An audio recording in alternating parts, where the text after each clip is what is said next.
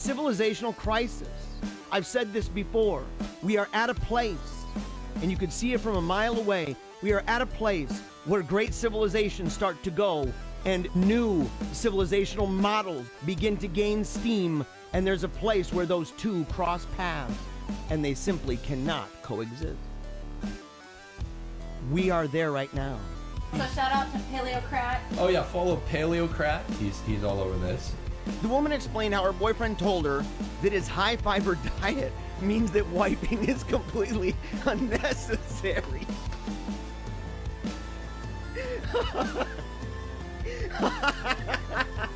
Oh my gosh, I'm seeing stars. They're worse than the people on the corner talking about the rapture's about to happen. It's an apocalyptic death cult. It's so demonic. I'm starting to think there's some kind of a conspiracy going on around here. Yeah, we are the wolf pack, by the way, guys. I forgot to say that. Ow! It's good to see you. It's good to see you. You guys always get me riled up, wild and zany. It's so imminent. Everything is imminent right now. 12 years, 8 years, we're all doomed. But the great animal uprising of 2020 is happening all around. They're even starting to talk, dude. I've seen movies. They're just at this point pulling diamonds out of their rear end, which would be a fascinating ability, by the way. I heard it's all about the pressure. It's gonna happen, guys. We're gonna push, and we're gonna push hard, because that is what is always done. That is what America does, which is why you can see all that destruction. And what happens, by the way? Cities get burned, windows get smashed, people get pulled out of their cars, individuals have been shot, individuals have been beat bloody on the streets, and then what ends up happening? White supremacy is the big problem in America. What? No! No, no, no! It's over, man. It is over, son. I think they're lying to us. And you know how we know this? Because they buy into everything. They spread fake news like crazy. Is this real, guys? 50-50. There are people out there that have physiques like that. You see them oftentimes in parking garages like valet drivers and stuff. If you want to be an ignoramus and try to do the fisticuffs, hit the road, Jack and Jacqueline and Karen. Oh, you're not based, dude. You're based in Pato land, as in like located. Let's look him up on Google real quick. Oh, he's on 666 Pato Street. We're just gonna have fun. There's no serious stuff going on here. Oh, they're mukbang spiders. Why? Oh, holy crap. No. No, no, no. Do not flaunt that. That is not something to be proud of. There's been a big price tag for the sins that we've committed as a nation.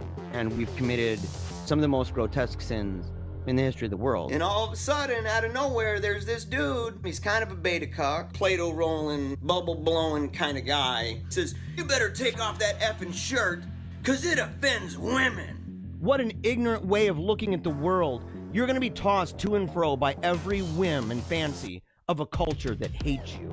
This dude thinks it's offensive to women that I don't walk around with my shirt off. It's easy to say how great we are, and I believe that we're truly great.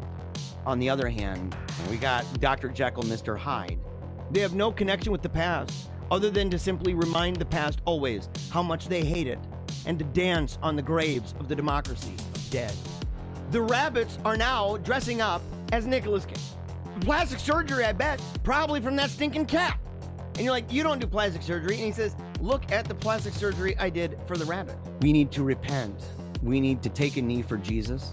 Paleocrat's using that argument again. Come on, son. That's good, wholesome American stuff. 5, 4, 3, 2, 1.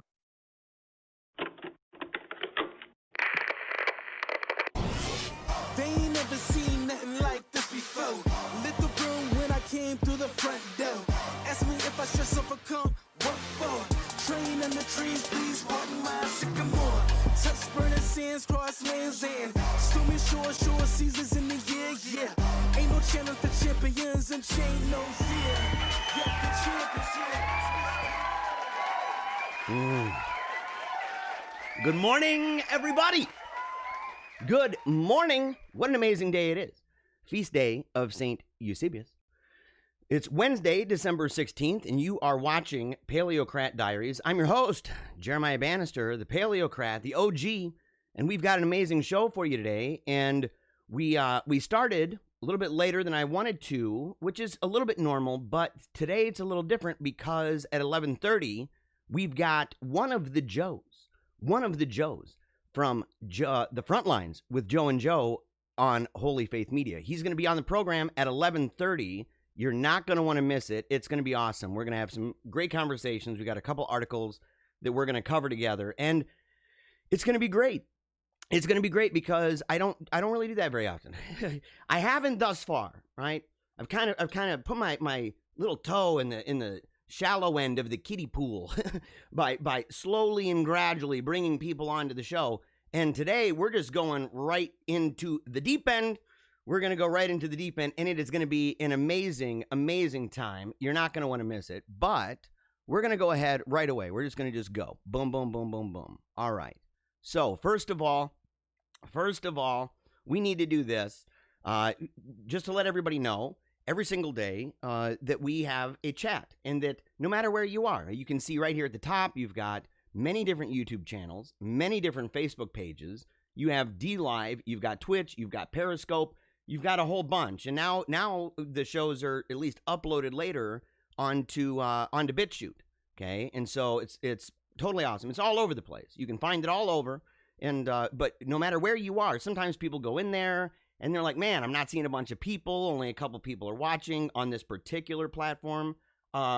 We've got it so that if you comment, it goes right here. It goes right here. I get to see it all. Man, have you guys ever had a hair in your mouth? And it just won't go away? You're like, ah. And I've got a mustache. I get it. I got a growler. But at the same time, you can tell the difference, man, between when the stash gets down there. And I've had it down to like right below my bottom lip. I mean, that bugger was just blank. But the thing is, when you get the little hair and you're like, man, what's going on with that? Drive me nuts. But this comment section, no matter where you are, if you comment and you post it, we see it. And we engage throughout the entire program. We engage with it. And in fact, we begin the show with it. Why? Because we're a wolf pack. Because every single day we are howling at the sun. We are howling at heaven together. And I'm really grateful for each and every one of you. You know, it's just awesome. I got to say it, man. You guys and you ladies are totally awesome. You're the best. You're the best wolf pack in the whole world. I love you guys. And it's true. It's true. I totally love you. Because the thing is, it's not only during the show. You guys bring a really great dynamic to this show. And a really great flow, in fact, that during the program, we can take a step back and just focus on the chat. And then throughout the program, I'm also able to engage in real time with the chat, and it provides a really great flow. But it's been awesome to actually get to know a number of you away from the show, right? Just reaching out to me. In fact, I got some really cool messages yesterday on Facebook, right? Mixed in with all of the ridiculous CIA deep staters that are pretending to be from, I don't know, Nigeria. There's a whole bunch of these. I've been inundated, guys. I've been inundated. I'm under a serious attack. There's like, I think I was averaging like 30 different Facebook or 20 or 30 different friend requests a day. It's even more now. And it's just ridiculous, and you add one person that looks legit, and all of a sudden you get 20 people that are totally not legit. And it's like, well, how did this happen? Oh, there's the mutual friend. I got you. But mixed into all of the crazy, mixed into all of the Loon Tune nonsense are you guys. And it is awesome because the conversations that I've had with you off of this show, right? Just kind of regular life stuff, getting to know people. Man, I love you guys. I'm serious. You're amazing. I'm so proud of this show. And I'm so proud of everybody that tunes in. Including, you got Jonathan Eddy, good vibes. Dude, it's always good vibes, man. It is always good vibes. Tons of energy on this show, isn't it? Right? Just radiating out into the world. It's true. Even meaning a Catholic, talking about, if you want to have a good time, right? The good feels. You got to tune in. Meaning of Catholic, Tim Flanders, he shared that recently on Twitter. Really grateful. That was, unsolicited. We hadn't talked, in fact, in quite a while. And maybe it was a guilt tweet.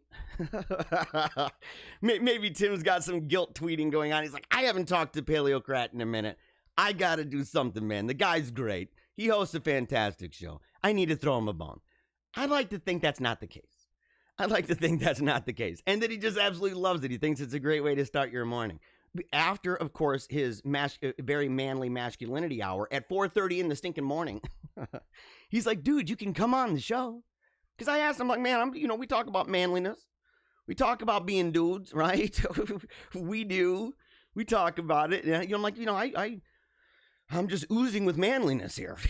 Traditional masculinity. I mean, some people call it toxic. That's a misspelling. It's also a grotesque mischaracterization. It's actually quite traditional, and it's awesome. And we talk about it on the show. And so, I'm like, man, why don't you ever have me on? He goes, well, it's 4:30 in the morning. And I'm like, dude, don't ever invite me on your show. Never. I ain't waking up at 4:30 for that. Although I probably should. So, yeah, Jonathan, thank you very much for that. Bethany says, I was beginning to worry. You should not. You should not. You should never let your heart be worried over this, Bethany. Okay? Welcome, pack leader. I'm grateful for that. And I'm grateful, of course, for those emojis. You always have the best ones. You've got, of course, the wolf. That's true. You got the pack leader. It's true. With the heart, right? It's massive, loving everybody. American spirit, right? It's got that patriotic flag right there. And, of course, as I always say, my very muscular right arm. I don't know where you got that photo of my right arm flexing like that, but that's a really good angle. It's a really good angle. Have an amazing day. I promise. Yep. Jim says, hi, everyone. Hello to you. I hope you have a really good time today, Jim. I hope you have great conversations. Rachel says, ow! Yeah. You better believe it, Rachel. You better believe it. People might think we're weirdos. They probably do. They have for a long time, in fact. People are like, oh, those folks, the flyover people. We don't need to deal with them. And we're like, dude, we've been living that for a long time. And we are howling louder than ever, and our numbers are getting bigger and bigger and bigger each and every day. And if you'd like to be part of that, of course, you can go and check us out, paleocratdiaries.com. You can subscribe. In fact, if you're watching it on YouTube or wherever you are and you have not subscribed yet, that's kind of ridiculous. It's kind of absurd. You need to do that. You see that little subscribe button? Push that bugger. Push it. And you see the share thing? You got to share it. If you share it to Facebook, it makes it easy. You don't even have to copy a link. You can just share it to wherever you happen to be. All right, Annette Conrad. Hey, you. I love you, Mom. She's got that one hand clapping. Or is that two? I can't really tell. It looks like one hand clapping if you ask me. It's one of those Buddhist cones, right? But that's my mama. And you know what's weird? I went through some analytics yesterday, and I think some of it's just totally fake news. YouTube, I applied for monetization. I don't know if that's happened yet, okay, because they have to review it. And I don't know, once they review the channel, they might be like, we're not going to monetize this guy. That's a possibility. I might have actually just put myself on their radar. Might be bad news. We're going to hope it's not. But I was going through analytics, and YouTube was telling me that there's no chicks watching me on YouTube, and I thought, you're out of your mind. That's totally fake news. We got the ladies. In fact, we've got some proof. Here's one example. Although, in fairness, it seems as if the ladies who watch this show, and there are a vast number of ladies watching the show, and for good reason. We have a definite appeal to the ladies. But here's the thing, is that you ladies are all watching it. Most of you are watching it on Facebook. What's up with that? Is that just a general thing, that YouTube is a lot of dudes and Facebook's a lot of chicks? I mean, what's going on, ladies? You got to tell me about this. I'm grateful. I don't care where you're watching. I'm just grateful that you're watching. And if you see Annette Conrad, if you see her name in there, that is my mother. I call her mommy, and that will never change. Period. End of story. Bottom line. It's just true. She's mommy. And in fact, I pronounce it my. It's not even like an M in there. It's just my. Right? What's up, my? Yeah. Okay. Yvonne says, I pray for humanity to be restored and happy times come all nations united. That would be really great. And the only way that is going to happen, there's rival philosophies, by the way, isn't there? Some of them think that, we need what they call human rights. And those are just, they're based on the idea that humans have dignity, which is true. But then they don't go further and say, well, what is that dignity based on? Like, what makes that dignified? What's the idea behind what makes us dignified? If we're just a bunch of chemicals smashing around, and we just happen to coincidentally open our eyes in a universe that coincidentally just happens to be here, not going in any direction or any purpose whatsoever, other than what we make on our own, well, that's kind of a, it's a recipe for disaster, ain't it? It's a recipe for disaster. We're seeing how it plays itself out. I mean, and so the other position, of course, is that those nations will be united in Christ Jesus. And that's what the Great Commission, in fact, is about. And that we're going and we're making disciples and we're baptizing nations. This is what we're doing. We're not just going out individual to individual. This is true. But we must be able to see the forest for the trees. That's what we've got to be able to do. Ailey Bannister, right there, Angela. It says Angela on there. She's saying, morning. It's true. She's just notifying everybody. She's letting everybody know it's morning, guys. Everybody's like, phew. I was concerned for a moment. Angela, that is my wife. I refer to her on the show as Ailey. Maybe she's got to change that. Maybe you got to change that, sweetheart. You got to change it to Ailey Bannister. You got to do it. You got to do it. Yvonne says governments have caused this dividing of us, greed, right? The light will win over the day. Totally true. I believe that, but it's not just, governments, that's a fair way of saying it. We need to be really specific. It's not entirely just states, right? And the difference between the state and the government, government, there's many forms of government, including self-government. Right? And our refusal to govern ourselves wisely and prudently and ethically and righteously, that's one of the reasons why we're in this place. Same thing with the government of the church. Same thing with the government of the church. Barbara says, good morning from Wisconsin. I'm always happy to see you. I'm always happy to see you. By the way, Barbara, do you eat cheese with your breakfast? And if so, what is your favorite kind of cheese in Wisconsin? And I have to say this. I actually watched, for people who don't know, we've said this before, Barbara Farley is the former actor and comedian Chris Farley's sister. And this is a true story. I'm not lying about this. That's his actual sister. We've gotten together, we've spoken, we've talking online, we've talked online, we've talked online together. And in fact, she's really cool. She sends me these really cool pictures sometimes and things about the family and stuff, and it's a really, really cool thing to get to know her. And I learned things even about Chris Farley that I didn't know. And one of those things that I learned that I didn't know was that he was an avid churchgoer, right? That he would go to mass. Even in the darkest times and stuff, he would still find himself going to mass. And he was often trying to find help. In fact, he tried to find help a lot. And I watched a video of him talking about kind of the it's one of those videos, it's like the tragic, life and death of this particular person. And I watched it, and I was so broken. I'm not even going to lie, Barbara. I started crying. I sat there and hearing about what's alleged to be his final words, and it was so heartbreaking.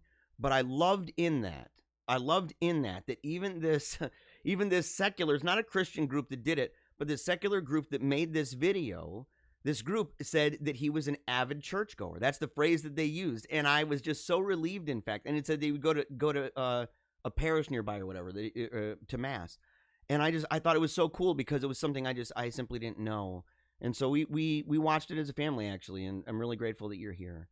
So all cheese jokes aside, I'm really grateful that you're here. And you've had a big influence. And I love the stuff that you send me at the email. And if you want to send me stuff, you can send it to me at paleocratdiaries@gmail.com.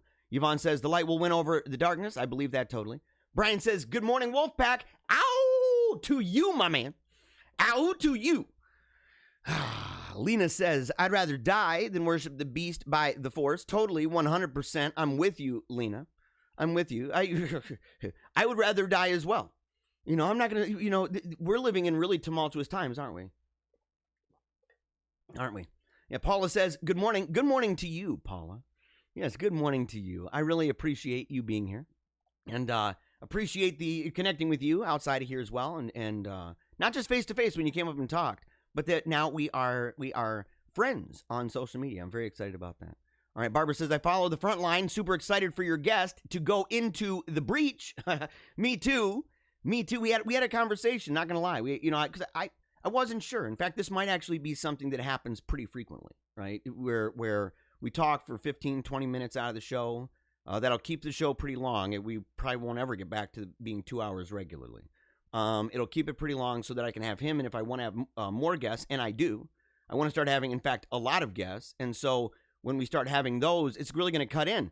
And we can't have it cut in too much, because otherwise we're not going to be able to talk about the great animal uprising of 2020. And I'm telling you, it's some of the most important news. People are like, oh no, why aren't you talking about, that stuff that happened around where you pick certain people for certain high positions in November that we can't really talk about because YouTube is a fascist. YouTube is a dictatorial, crazy fascist that doesn't want you talking about stuff like that. And you're like, oh, and you're super scared. They don't want you talking about, stuff to do with maybe you don't have a job because there's something like a monster outside that's here to get you, and the government's telling you you can't work or you can't go to church and stuff. They don't want you talking about that because they're fascist. And so we're like, those are important. Those are important. But the thing is, we also have to touch on the great animal uprising. That's just a fact. We've got to do it. James says, all hail Christ the King. Totally. 100%, man. All hail Christ the King. I heard Alex Jones had a really great Christ the King speech, actually, at the Stop the Steal. And was it true, by the way?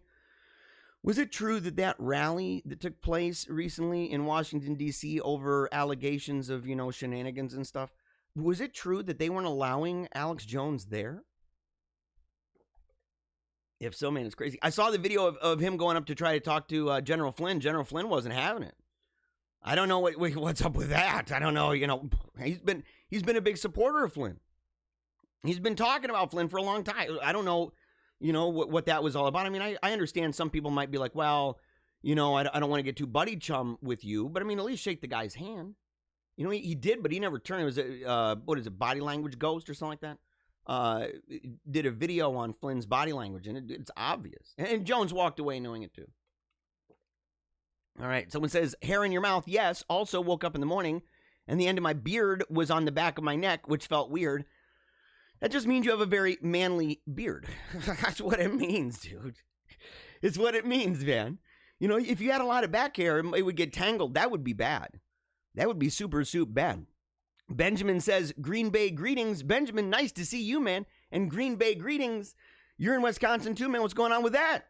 So we got a couple people, man, from Wisconsin. Excited about that. Man. You like the Packers a lot? You a Packers fan? You a Lombardi guy, dude? You love going back. What was the dude's name, man? Was it Greasy? What was that quarterback's name? What's the greatest quarterback in Green Bay history, man? You tell me. By the way, really great team. I don't know what your feelings are about it. The thing is, I'm from Michigan, and I have to kind of support the Lions, right? I at least have to support them on Thanksgiving, as I'm like, yay, you're going to lose again.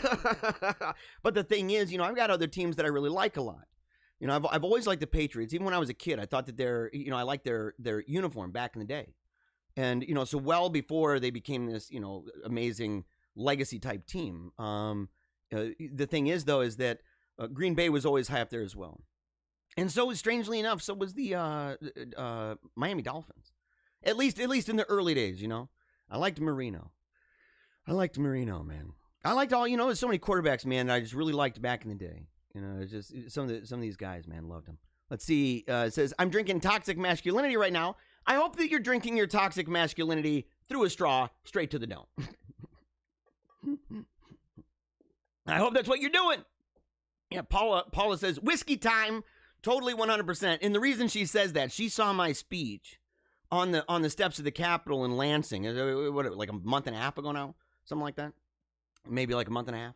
And she saw it, and she came up to me afterward, and she'd never heard of me before. In fact, most people hadn't. They were there. Never heard of me before.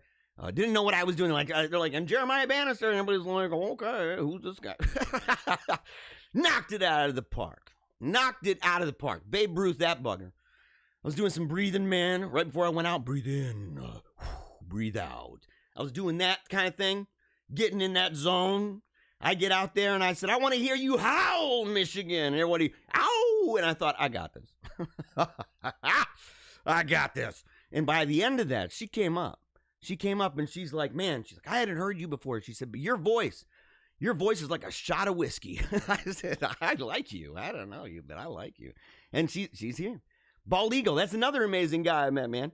Really great to see you. Although I must admit, I was let down, man. I was let down by the video. I was anticipating, you were like, you're going to be on right as soon as I'm off. I was waiting on pins and needles all day long, and then you go all artsy-fartsy on me, and you do one of those videos, man, where you're like expecting you to say something, and it's just quiet. And it's quiet. Now, that was clever. It was clever. But, man, I wanted to hear you, dude. I wanted to hear you, man. What do eagles do? Right? I don't want to say squeal. They don't squeal.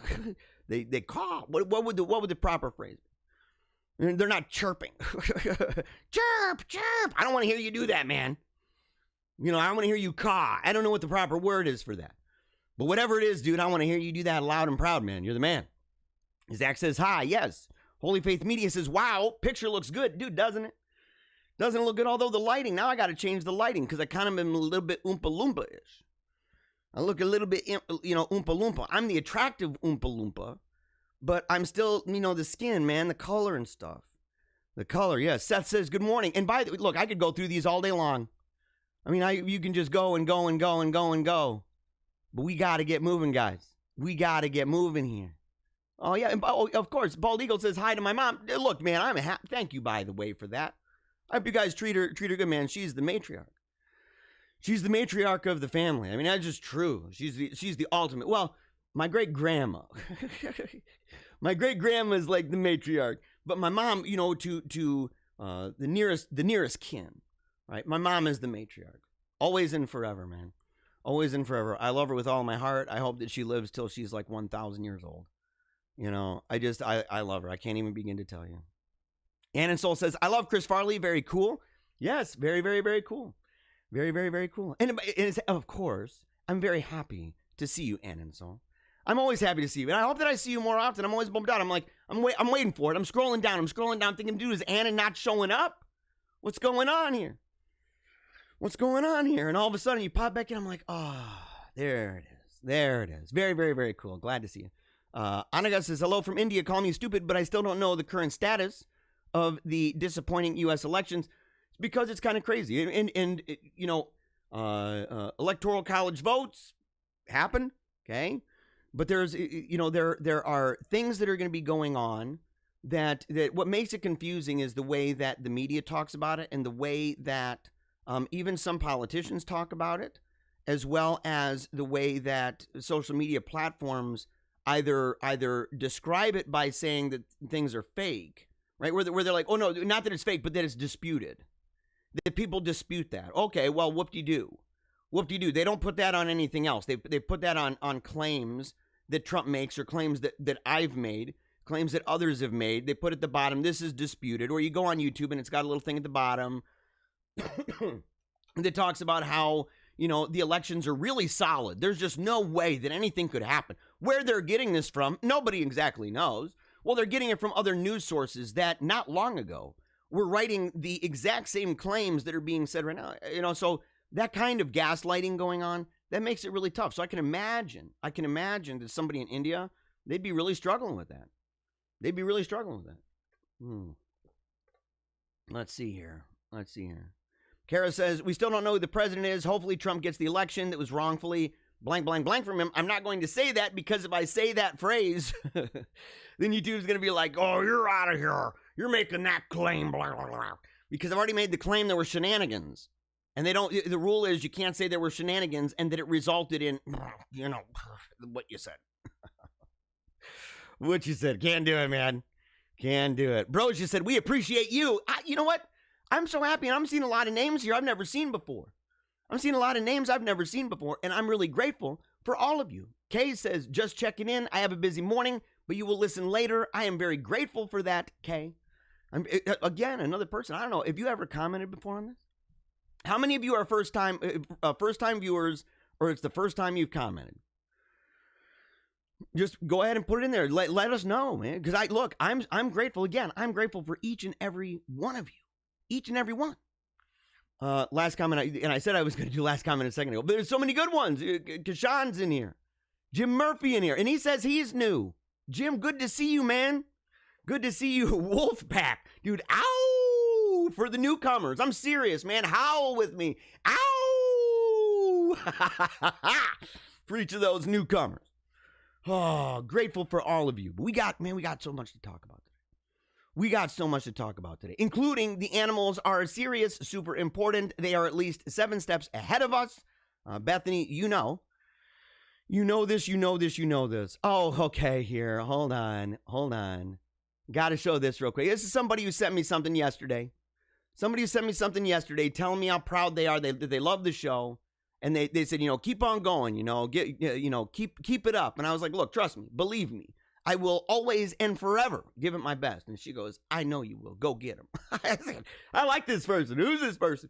And then I found out she's playing the harp inside of a beautiful church in Pennsylvania. And I thought, I especially like this person. Amazing instruments, by the way. We have such a talented group of people tuning into the show. We do. And if you love the show, make sure, of course, you can go to paleocratdiaries.com. If you see this at the top of the page, you know you're there. That's my daughter, Samantha Lee. Rest in peace. She died of brain cancer, but left a powerful legacy. In fact, the #1 video viewed on my YouTube channel this year was the video about the atheist family returns to the church after daughter's life and death with brain cancer. It's like 10,000 views. So it never went viral or anything like that, but it was just steady all the time. And I can't even begin to tell you how many people have reached out being influenced by that story. And it's just really powerful. So if you see her, she's an amazing girl. She's right now dancing, skating around and praying for us up in heaven. Can't wait to see her there. And absolutely love her. She'd be 16 this year. Of course, we've got our contact page. You can find our information right there to contact the staff here at Paleocrat Diaries. If you'd like to become a member, it's easy. It's easy to do, and every bit helps. And so it's $5 a month. You can become a bona fide member of the Paleo Naughty. And by the way, I made a mistake yesterday. I said the first 25 people. Thankfully, we haven't had anywhere near that. We only had a couple, and that's fine. We are very open and honest about the size and scope of the show. You got to start somewhere. And I remember saying, I remember when I first started posting stuff online, I was like, I had like 7 new subscribers. And I said, man, I was so happy. I'm like, that's a huge increase from 0. And I remember that. And now, I mean, wow, it's way more than this. But if you would like to become a member, okay, over here, Paleocrat Society, $5 a month, you can do it that way. It's one of the ways you can support us. There's tons of ways, including just sharing it, just viewing it, just liking it, just commenting. All of those things help. And that's why I say every bit helps, okay? But the thing is, my wife, she's been working on the cups and the mugs for the show. And the thing is about those is, come to find out, they're like, more expensive than I thought. I thought we could be selling these things for like $5. And then I realized, oh, that's kind of like what they sell for if you go to, Salvation Army or something. It's $5 for used cups and everything that aren't specialized and stuff. We got mugs that have got the picture where I'm screaming into the microphone. I think we've got ones with the face that my mom hates this one, right? But I used it during a time where it felt like war all around. The first time I really felt that in a really palpable way. And I have these fake tears and fake eyes and stuff, and people kind of giving me the finger in the background and stuff. It's a hilarious picture. I've got that one, and then we've also got one that just says "Straight to the Dome." Okay, we've got one that says "Straight to the Dome" on it, and they're big mugs. Those are bigger because I didn't feel right. She had some that were like the smaller glass ones. And I was like, I just don't know if you can straight to the dome with a little glass mug. I've tried that before, and it's like you're like straight to the dome, and it's gone, and you're like, bwah, bwah, bwah. It's just no good. It's no good. But those will be available very, very soon. We've even got ones with the kids. They did these drawings of the family. It says Paleocrat Diaries on top, and on the bottom it says Wolfpack. And each of the kids, they drew their own version of this. So they got the family lined up. You got me and my wife. You've got Athanasius, and you've got Ambrose and Teresa Avila, and you've got Lucian Ignatius, and you've got Wolfgang Phoenix. You got Wolfgang Phoenix. So you got the whole gang there, right? The whole gang. And in some of them, they even put a little wolf in there. Like a wolf. I said, yeah, okay, that's legit. Totally legit. You can, of course, reach out for interviews, public speaking. You can book all of those things right over on the website, Paleocrat Diaries. Or if you would like, just simply subscribe to the newsletter. It makes it really easy. The newsletter, for now anyway, is really just updates when we post at the site, which we don't do often because I want you to just know that if you get something from Paleocrat Diaries, that it's going to be awesome. I don't want you to be like, oh, there's another post on Paleocrat Diaries thinking I'm interested in everything. Maybe you're not. So I'm like, look, we need to make it great. So that way it gives you a reason. You're like, I kind of hate email right now. I don't go very often, but I'm going for that. I'm going for that. All right, last introduction here. When the Grinch stole Christmas, the people took it back. It's going to be a whole bunch of fun. December 23rd at the Lansing Capitol. It's going to be a blast from 4 o'clock to 7. And from 6 to 7 is a parade. So tons of lights, Santa Claus. There's going to be, sweets and everything else. It's going to be awesome. And I've heard on good authority, and by good authority, I mean I'm actually part of the organizing group, that there's going to be some really, really fantastic elves. And I'm not lying about this. There's going to be, wow, some very, very fantastic elves. Let's just say that Santa has some awesome helpers. Let's just put it that way. And you can bring donations, by the way, for the Grand Rapids Home for Veterans. Candy, cola, snacks, hygiene care, new clothing, miscellaneous. All that stuff. You can do it. It's going to be a really great time for a really great cause. And it's going to be with as little political content as we can do. We just want it to simply be that people get away from that. And in fact, that they just enjoy the reason for the season with other people, right? Doing things that Christmas is all about. And so that's what we're doing. So we're going to have a really, really, really great time. All right, moving on. This right here, I need to know, have you guys ever had these? My son came home yesterday. Well, no. He got in the car and he called me. And he was like on a video chat. I'm like, well, that's kind of weird. He's calling on a video chat from the car. And he gets on the phone. And when he gets on the phone, he's just like, and I'm thinking, dude, is guy choking? Like, do I need to call the ambulance? Like, what? Why is mama not able to call? Like, what's going on? Why would he do it? And then I see he's laughing and kind of choking at the same time. Apparently, he ate half of a Carolina Reaper jelly bean. He had half of a Carolina Reaper. He wanted to save the other half for me, but I guess one of the other kids from the school ate it. So he ended up not bringing it home. I would have loved it. I've never even heard of these, by the way. Never even heard of these. Bean Boozled. You've got sriracha. I love that, by the way. Sriracha on everything. Jalapeno, cayenne, habanero, Carolina Reaper. And I'd probably play this game. I'd probably play. You got to push the little spin button. Hold on. Yeah, okay. So I got it. So you're like, oh no. What am I going to do? Oh, and it's Carolina Reaper time. Okay, no. I don't want to do that. Don't want to do that, man. See, I got to do this. And I'll make sure that I get some of these jelly beans and we'll do it on an unlisted video. And that way, it's one of those videos you have to go to the website to get the link so that you can watch. It won't just show up on YouTube, even though it's being broadcast over YouTube. But we'll make sure and go ahead and do that because I've done it where I was eating food. I was eating food in our All Hallows Eve edition of that, and I was eating food in the Thanksgiving edition of that.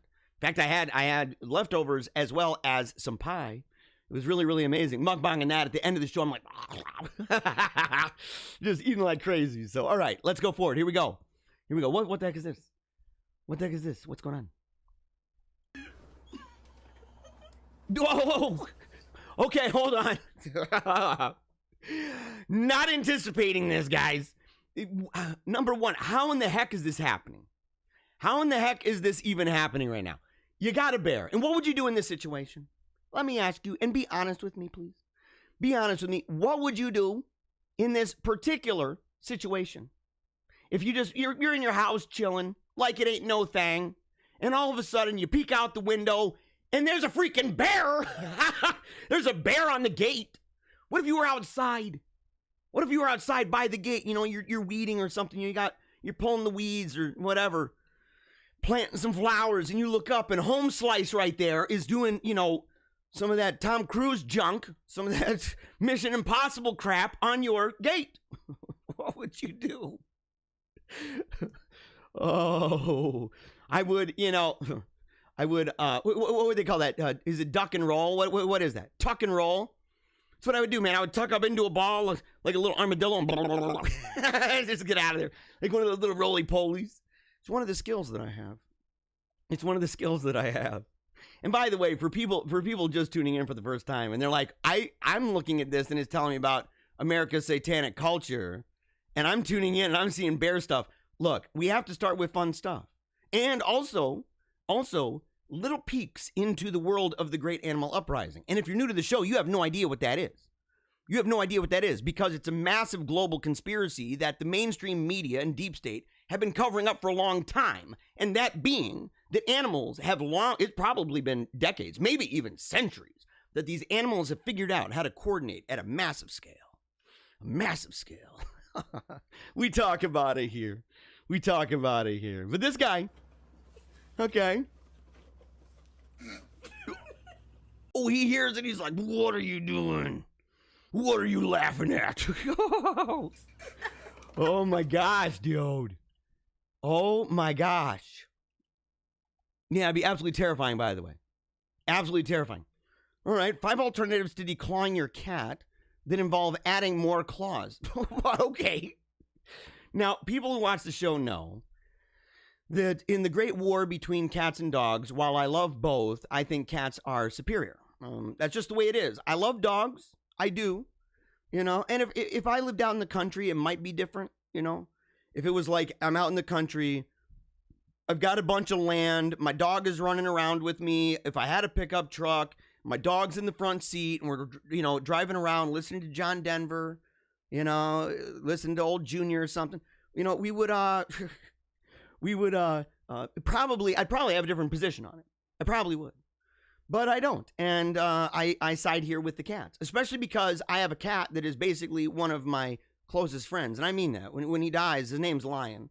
He's a big old fat orange cat, one of those orange tabby cats. And he's super fat. And, but he's a great guy. And he's starting to gray, or you're starting to see more of that gray, more of the white hairs popping up and stuff. And I know he's getting old. He's the same age as my daughter, Teresa. And so I know he's getting old. And I don't even like thinking.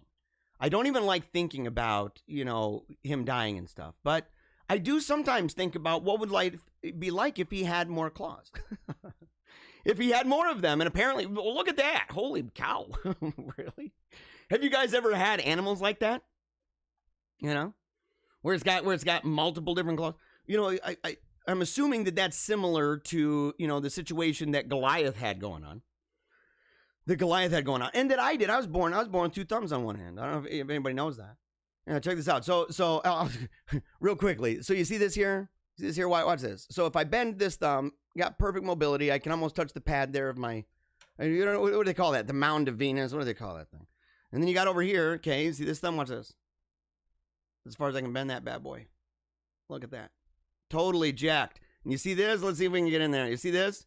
Yeah, it's a knuckle. It's a knuckle. I've always wondered what would life have been like. And I've thought about it a lot, I thought, man, I'd be so dope at, typing, for example. I'd be really good at that. I'd be excellent at video games.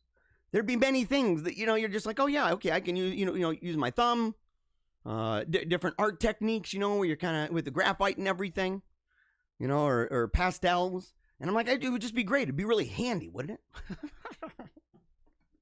Oh, that wasn't even on purpose. So it would be handy, right? Handy dandy to have it, but they took it off. Apparently, it would have made mobility on the other fingers a little bit more difficult. I'll accept that. But having a cat with all of these, that would be fantastic. There's nothing more empowering than opposable thumbs. Toss in a retractable claw, and you've got the tools to take over the world. That's true. It's true. So, the Hemingway. Okay, so these are some. Here are a few fun cosmetic surgeries that you and your fur baby might want to consider. The Hemingway. Okay. Wow. Yeah. Oh, a simple and safe procedure. This is over at thehardtimes.net, by the way. Okay. Number 2 is the spike strip. Spike strip. There's no loss more unbearable than that of a beloved animal. It's true, man. It's true. Even when it's on accident. I'm not even going to go into the many times that I've been responsible for, hitting an animal with the car. I did it on a show. I was on Paleo Cheese, and my buddy was actually, it was bad timing. Sometimes my timing on stuff, I wasn't trying to be funny. I was trying to relate to the guy we were interviewing. And, we were interviewing the singer from The Accused and just, having a really good time with him. And he's talking about how he lost his pet turtle recently. And I was saying, that it brought up this idea of the fact that I had run over a turtle one time and actually witnessed a turtle die, and it was a terrible thing, which led to me talking about other instances where I had accidentally hit animals, including a golden retriever, okay? And I don't know which ones, both of them are terrible, but I have a special place in my heart for turtles, I'm not going to lie. But the golden retriever, man, and a baby raccoon. And that one was the worst. But I went into detail about all these, and I don't want to do it right now. I don't want to do it right now. It's not only terrible, it's sad, man. Each one of these stories. Maybe I'll do that on an unlisted video sometime. Maybe I'll do that, and I'll promote it that way. But the thing is that it's a super sad thing, and I totally relate to that. Okay, so it says right here. Most families never see justice served when their household staple is murdered by a careless motorist. Dude, that's a harsh way of putting that, guy. Oh, come on. Now I am feeling badly. I'm thinking of that golden retriever. I'm like pulling over on the road, kicking the car. Why? That bugger almost made it across. He did. He made it across the highway. And then ran back. And it wasn't just me. I hit that bugger. Blam! My whole car is flying up in the air. Super sad. I look out the back of the car, and without any further detail, I will just tell you it was a semi-truck. Oh, I'll never forget this. And you want to call us murderers? Well, maybe he's blaming the guy in the truck. But imagine a little Felix. If a little Felix had a razor-sharp mane adorning her backside. If Felix is a girl, a car's tire would be no match for the sheer devastation that would come from making contact with your beautiful baby girl's bristled behind, and the driver responsible for her death would almost certainly leave the scene in an ambulance. Instant justice. It's true, guys. Instant justice. That would be a way to do it. That'd be a way of doing it. All right, kitty cleats. What? Who did this, man? Who thought of this crap? Who is this? John Merrifield. John Merrifield, you got a messed up mind, bro. You got a messed up mind. I like it. Keep writing stuff. Kitty cleats will add 5 additional retractable claws to the bottom of your baby's beans, giving them the ability to scale any wall or surface with insect-like ease. That actually might be important in the grand scheme of the Great Animal Uprising, and in the way that we're going to defend against it. Saber teeth. All right. So saber teeth. Can you imagine walking into a house and the cat's got saber teeth? You're like, whoa, dang son. You're like, that's pretty cool. How'd you do that? A more modest modification that involves surgically implanting 2 cat claws into the upper jaw. You want to put claws up there? I was thinking like straight up legit saber teeth, man. They retract. Oh, okay, so they're I got you. They attack. But more importantly, you'll love them or your money back. And then there's lastly the porcupine.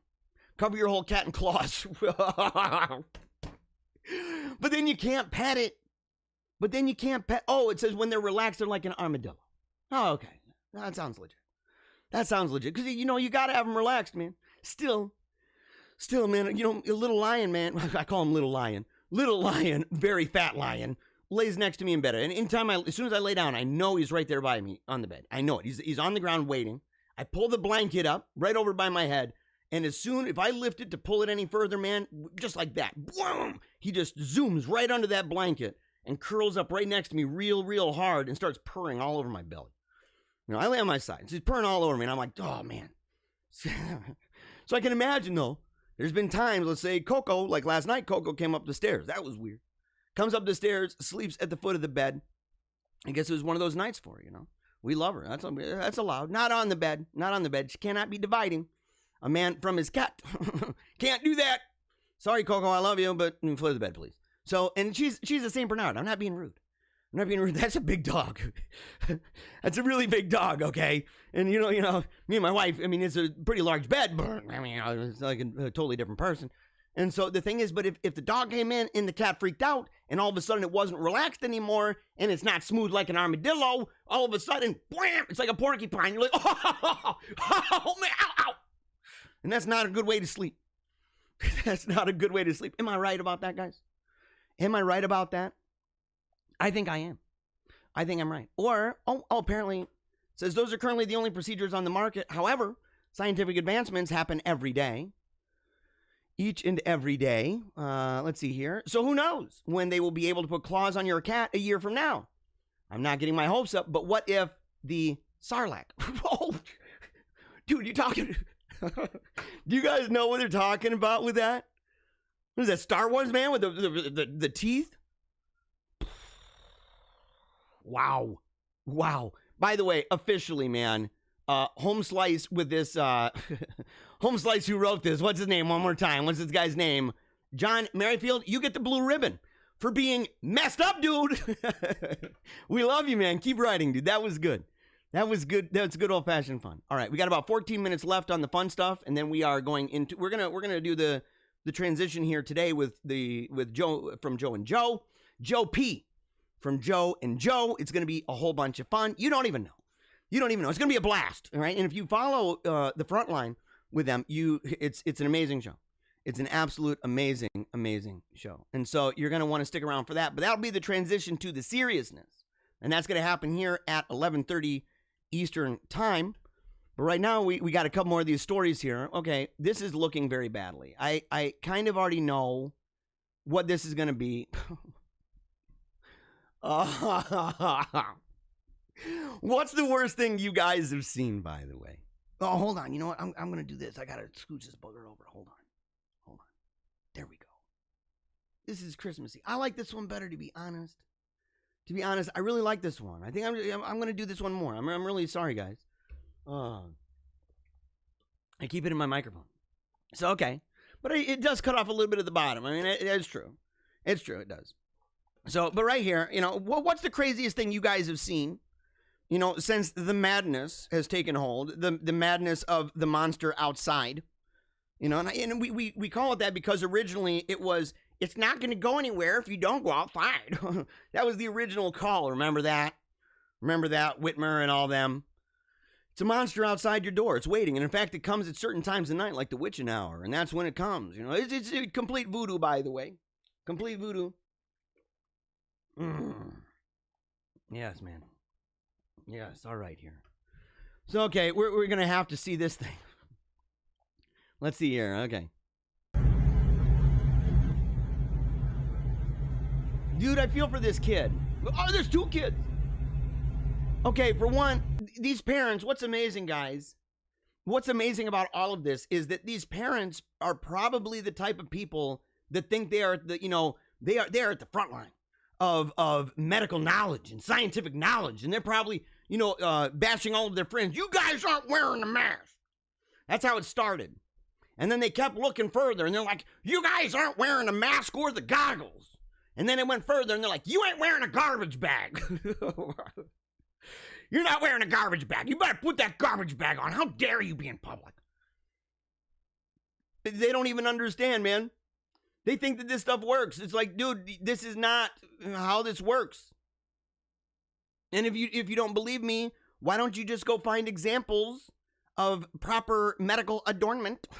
Why don't you go do that? Vestitures. Why don't you go do that? And it's easy because, all of those frontline workers, those frontline heroes, they're back making those TikTok videos again. And they're making tweets complaining about the people that are inside the building. They're real busy. They're so busy they have time to choreograph those TikTok videos because they are TikToking it up. That's what they do. They're like, and that's it. I loved what Matt Walsh said recently.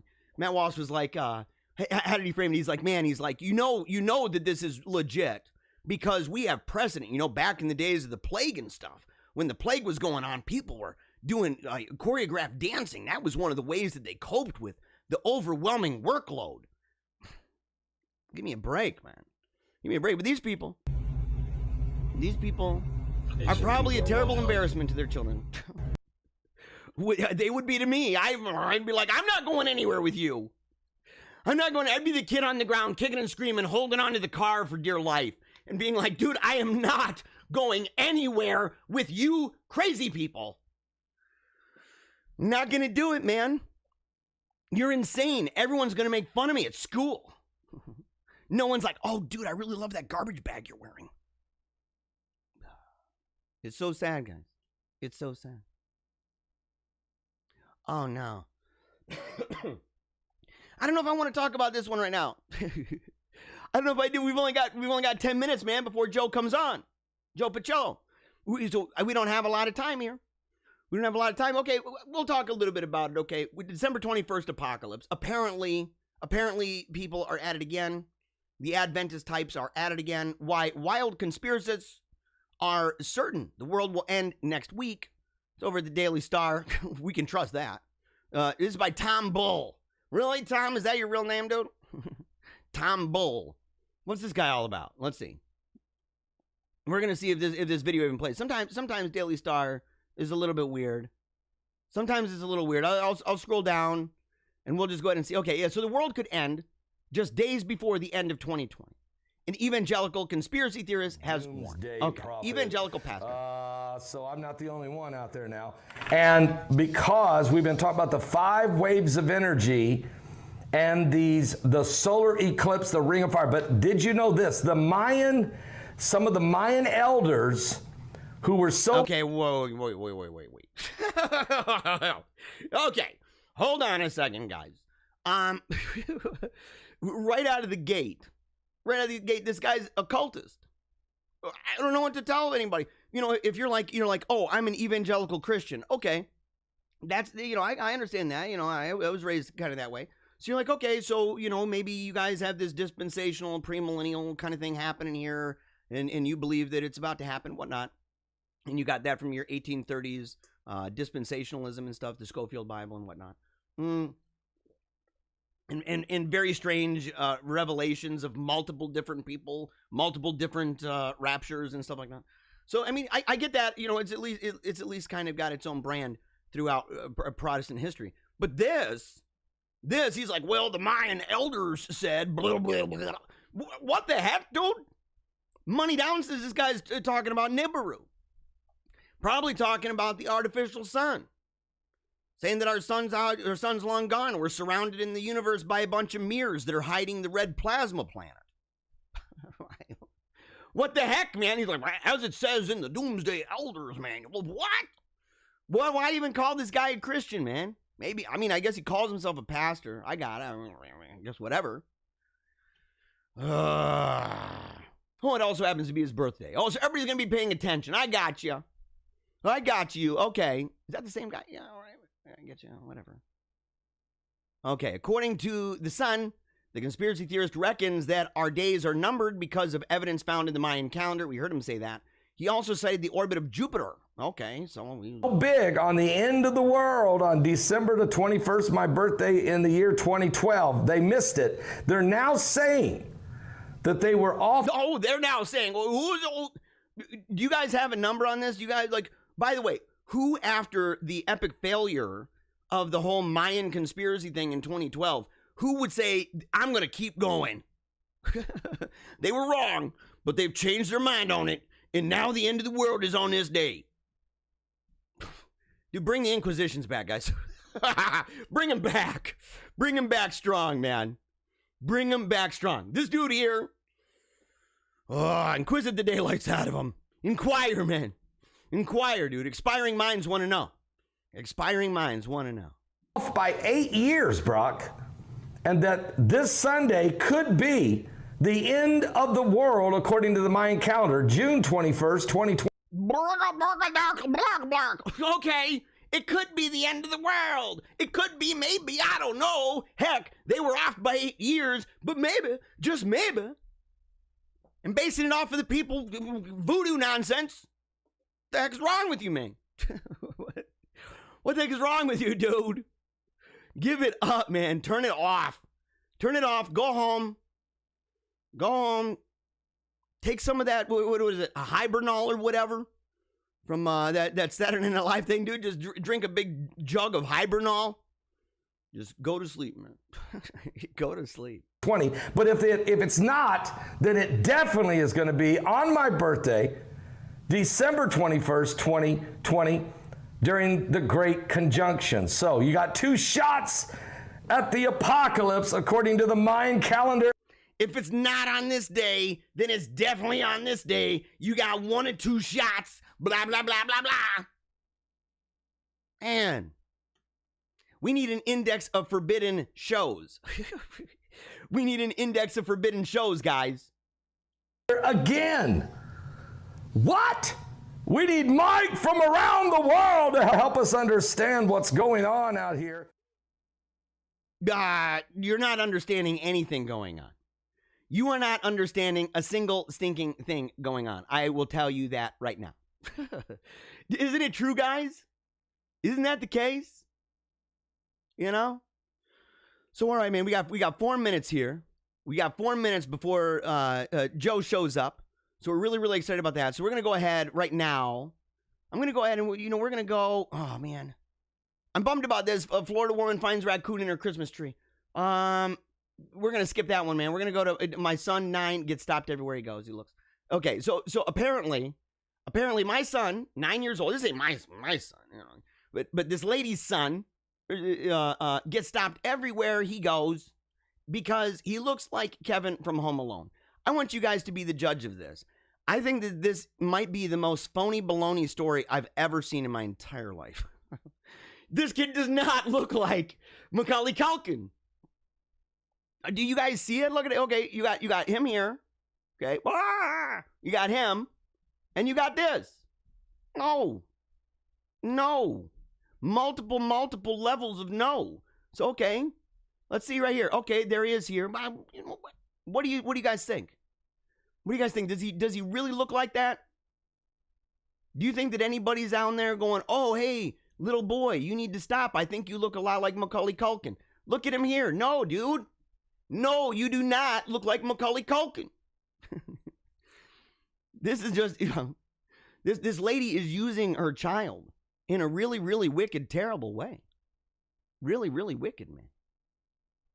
Let's see here. All right, we're gonna go to the comments. I'll save the rest of these for the next program. Let's see here. All right, okay. And by the way, I want to thank everybody.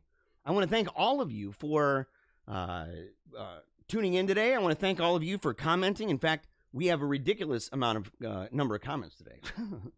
It's true, man. It is true. We have a ridiculous amount of comments today, and so really grateful, of course, for each and every one of you. Make sure if you have not liked the video yet, you're a little bit insane and maybe rude. So stop being rude. Click the like button. If you have not subscribed, click the subscribe button. And if you would like to donate to the show, you can check out the graphic over there. It's super, with all the snow. I made it. I made that. So I made it for you guys. I thought, it's festive. It's got that nice moon over there. It's got the nice moon. It's got the green and the red. It's very festive and fun. So we're going to go ahead and, you know what?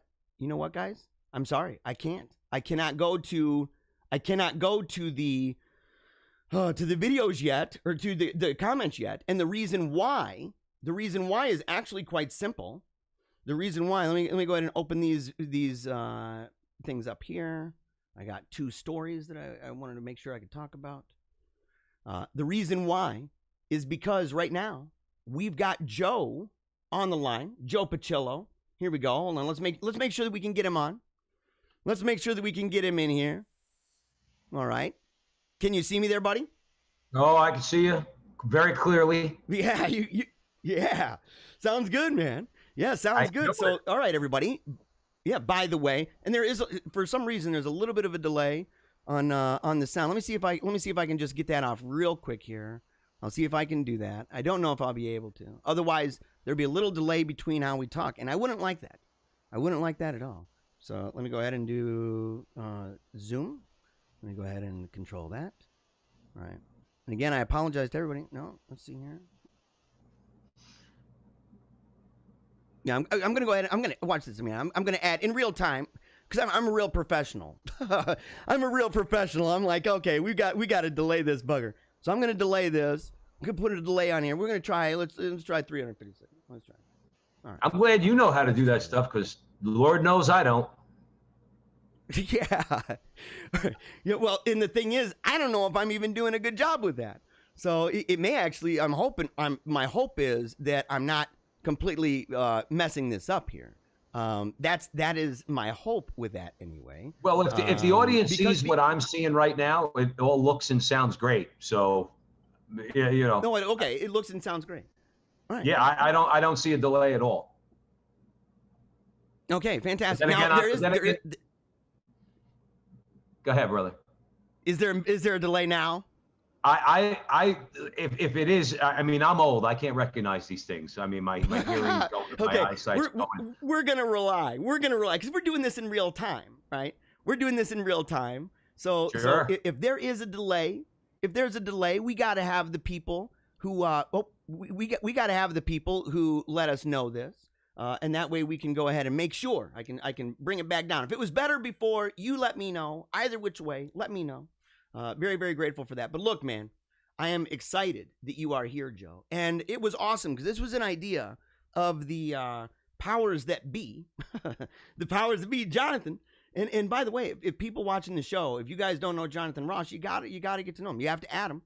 He's an amazing dude. He has an amazing vision for the network over at Holy Faith Media. If you're not a subscriber over there yet, you should join the more than 40,000 people who subscribe to that channel. Bunch of really great shows. And among those shows, because it's a wide variety, right? But among those shows, the one show that really, there's a common themes, right? The common themes of politics and religion, culture, that kind of thing, engaging in real time with the audience and everything is the Frontline with Joe and Joe. And so I sat there and I said, so when Jonathan brought up this idea, and he said, why not just have him on the show? Why not invite him on to talk about some topics? I thought, this is really good. But we had not talked yet. We'd never, in fact, we the only time that we ever conversed was when I accidentally, I told people on the show, listeners will remember this, when I accidentally streamed over your channel and over your Facebook page with your title of your show. And I think it had to do with NFL. I said, like, I was like, who the hell is this guy? I said, where's he? Jeremiah Bannister. Where's this guy? He's like out of a 19th century novel. You know, there's that guy, who is this guy? And then watching your videos and then talking to Jonathan, it's like, you know, I feel like it's providential because, you know, God is going to bring us together, a lot of us, not just you and what Joe and I do at the front line with Joe and Joe, to create, I think, again, I don't know the mind of God, but and I pray for it to say, hey, if we can have a more unified front, except so that Jeremiah is not over there and Joe is over here, but maybe like you said, with Jonathan's vision for Holy Faith Media, have a whole, like many others do, maybe more on the political scene. We're doing more, of course, religion, culture, and politics. We're not shying away from the politics. It's central to what we're doing. But talking about it all from a Catholic point of view, and really try to move the culture in that way. Because you can argue politics, Jeremiah. I think you'll agree all you want. Okay. Unless the culture changes the politics, it's not going to change. And I think that's where we could fill a really big void in this country. So yeah, so I pray for it every day that we all come together. And this, I think, is a beautiful thing. And it's just the start of something that could be very, very important, very, very valuable for American culture. I think so too, man. I love the things that you guys hit on. And I love the idea, you know, politics is downstream from culture, right? And that's been an emphasis for a long time of mine to say, you know, I could come on here and talk about current events, and I do this, right? We talk about current things and things like that. But I'm like, if we just simply go and say, well, look at what happened here, look at what happened there, then we are a drive-by. In fact, we're doing the very definition of a drive-by thing. You know, it's like we're going past, you know, one of those big signs on the side of the road, billboards, and we're looking at it and going, oh my gosh, look at that crazy billboard. Doesn't that rile you up and get you mad? But if you don't understand, you know, number one, what are billboards, right? Why are billboards billboards? What is the medium? What is the message? What, you know, how can you fight back? What's the utility of these things? How does that play a role in advancing the cause and world and life view that you happen to have? And I'm just using billboards. I mean, you know, but the thing is, no matter what it is, to be able to talk about world and life views, to say we need to understand ourselves to have a well-examined life and a well-rounded life. And that applies equally to the show, to say, you know, you got to get to the heart of the matter. And the way I've described it is this show, we don't just try to, you know, pluck the rotten fruit off of these trees.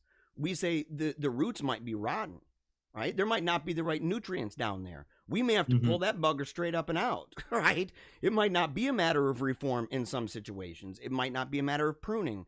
But unless people understand world and life views, they understand what is culture, civilization, then they're just going to be wooed and enticed to their detriment by things that are maybe passing, and then they don't even put those together. It's almost like a blur of events, and I don't think that that's good in any way. I think that's where political conservatism falls very short, because it's usually, which I am a political conservative, okay, but I think that's where it falls short, particularly in America, with this Americanism that I think is contrary to Catholic teaching. I think it's contrary in some ways to the natural law. There are things that you might look to do as a political conservative, but like you said, very good analogy, but you're only taking off the bad fruit from the branch. But you're not, and many times, not all the time, many times you're not willing, for a variety of reasons that we could talk about, you're not willing to go to the root of the problem. Now, you may not have to uproot the entire thing. Ostensibly, right. I think you could make an argument that America does at least have the semblance of a Christian foundation, or it did at some point, okay? And perhaps that requires reform rather than, let's call it revolution, okay? Where you're doing a complete uprooting. We could get back to basic Christianity, and then we could build on that foundation, hopefully to evangelize our fellow Americans into the Catholic Church, to ultimately, regardless of everything we talk about, that's Joe and our goal. We want people to come into the church to be unified around Christ and his church. But political conservatives are not willing to go that extra step many times. May I give you an example of what I'm talking about, maybe for your audience? I think it speaks to the heart of yeah. what That's I'm why saying. you're here, man. Thank you, That's brother. why you're here, buddy. Yeah, dude, it's yours. Yeah. If you look at, let's say, what we have common ground with political conservatives, okay, and let's say evangelicals, let's say, for argument's sake, abortion and gay marriage. Okay, let's take those two topics. All right, they'd be with us, I'm sure, on having to confront the abortion juggernaut that's been running roughshod through our culture for the last 50 years, maybe even more than that. And then let's say gay marriage and the whole LGBTs agenda that's being rammed down our throats through the schools. And we could talk about a little bit of that today. There's a good article you sent me about that. But here's where political conservatives are going to diverge. And this is a big problem. It's not a small problem. They look at those as the problem, let's say abortion and gay marriage. But the root of the problem is contraception. That's a conversation that Catholics are willing to have. Faithful Catholics are willing to have. That's not a conversation that they're willing to have. And the reason why I bring that up is with Ted Cruz, a guy I like, I respect. You know, he is an evangelical Christian. And he went out of his way last year to as a means by which to have an outreach to AOC, whose name I have no idea ever appeared in the American political and cultural scene, nor should she even be there. Okay, however, she is. All right, reach out to her to try to make contraception more available. And I'm watching this and I'm saying, why on earth, Senator Cruz, for a very intelligent guy, well, everybody will tell you, left and right, Ted Cruz is a very intelligent guy. How is it that you refuse to see, you agree with us on abortion, you agree with us on marriage and family, yet you stop there and you're reaching out to this leftist so that you could promote contraception, and then you're going to sit there and say that you know what the root of the problem is? No, you don't. Because, and see, that's a conversation that's more difficult to have, Jeremiah. Because a lot of political conservatives do not want to have that conversation. Therefore, we have to take that conversation away from politics. Not that it's even in the political sphere right now, but that's where we have to, let's say, really step forth in the culture and say, whoa, guys, listen, Abortion and the rest of it, that's a consequence.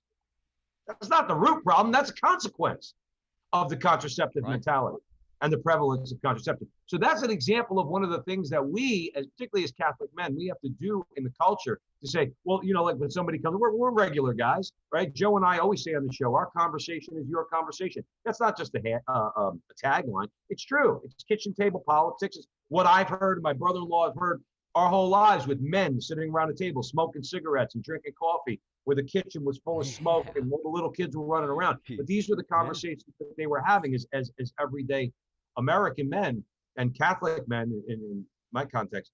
As these are the conversations that we have to try to promote. Force the conversation. Force it.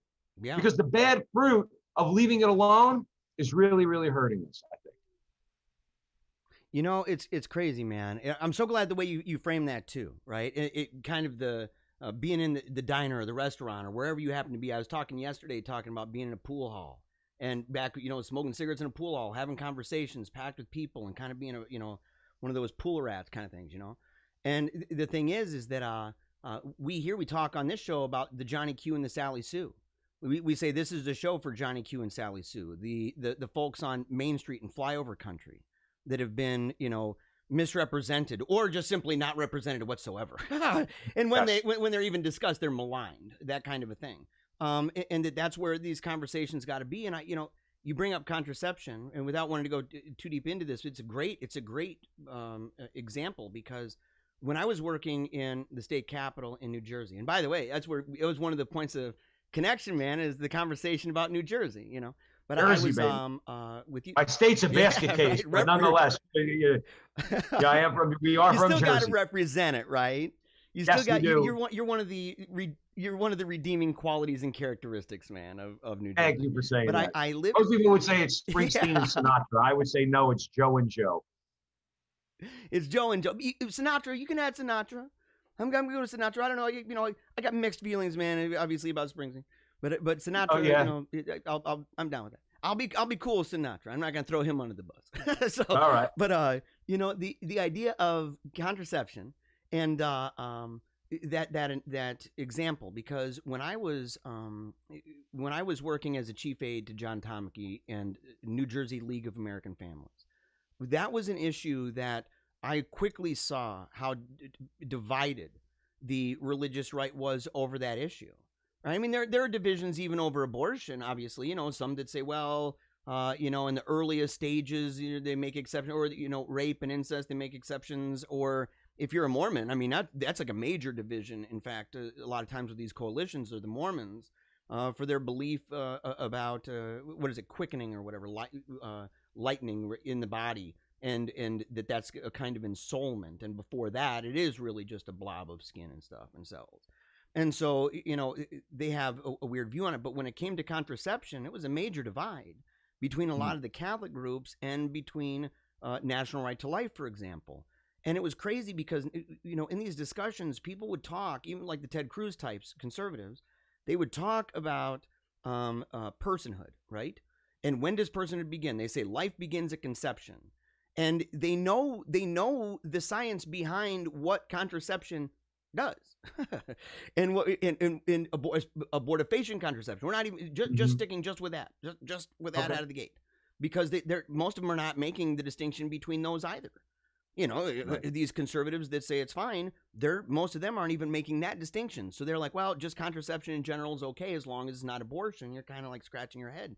But it was more than that. Sometimes, and the same thing with gay marriage, sometimes the conversations come around where because of their conservatism, that brand of it anyway, they say, well, because it has precedent and because it's been established and the Supreme Court has ruled for so long on it that it is established that's just the way it is, nobody's going to overturn that. That's not the goal of anybody, kind of thing. And you just shake your head and you're like, so really it's almost as if the Supreme Court to these people are in some ways almost like oracles, like Mormon oracles, where also, you know, they could determine. Go ahead. But they also, I'm sorry to cut you up here, Ryan, but they also are the same people when you point out, say, but by your own standard, you're not being genuine. You're not being truthful, because by your own standard, then that means that Dred Scott should have stayed in place. Okay. and we should not have fought a civil war. Okay, or Plessy versus Ferguson should have been the law of the land. Then there should have been no Brown versus Board of Education. They wouldn't admit that. They wouldn't say that about those two decisions. Ergo, the Supreme Court, they do not, just because 9 people in robes say something, okay, does not mean that we have to listen to it. See, Catholics understand that. Interesting story. Glenn Beck, who is not Catholic, okay, and Charles Krauthammer on different occasions. And Krauthammer was a Jew, God rest his soul, okay? Both of them said publicly, if it was not for Catholics, if it was not for Catholic teaching and rank and file Catholics, abortion would have been a dead issue a long time ago. And it was only because of, let's say, the witness and the faith, and to go and march every year in the face, as Christ had to go through, in the face of mockery and derision, okay, to go down to Washington every year, to go in front of abortion clinics, not to yell at people, but to pray the rosary, okay? It was the Catholics, it has been the Catholic Church that has kept abortion, the issue, alive in this country, okay? And saying, no, Roe versus Wade is wrong. In fact, all abortions are wrong, not just Roe versus Wade, just the decision itself. In fact, we should have the Supreme Court to come down and say, the Constitution protects the right to life of all human beings. Therefore, across the land, abortion is abolished. Okay, and if that happens, it will be because of Catholics. No offense to our evangelical brothers and sisters in the pro-life movement. No offense to them whatsoever. But this would have been ceded to them, just like everything else in the culture and in the law a long time ago, if it wasn't for Catholics. And that's the truth.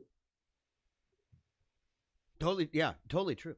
And speaking of the influence, right, of Catholicism and the pushback on the craziness, right, and being able to make distinctions and everything else.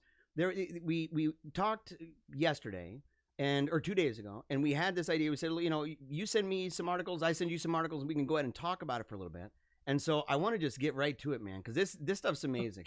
and it's funny because the article you sent me, the one over from Breitbart, right, where what's that guy's name? Raphael Warnock. Yeah, Warnock. He's running against David Perdue in the runoff election on January 5th.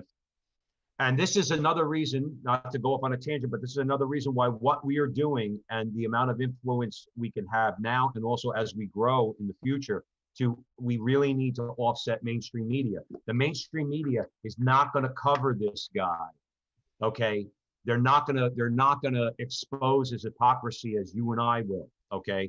And and many other in Catholic media will, because they want this guy to be senator, so they're not going to try to report on anything that's good. That's number one, hypocritical. Number two, disgusting. Okay, and number three, just shines a light on this guy to average Americans. Say you don't really want to vote for this guy.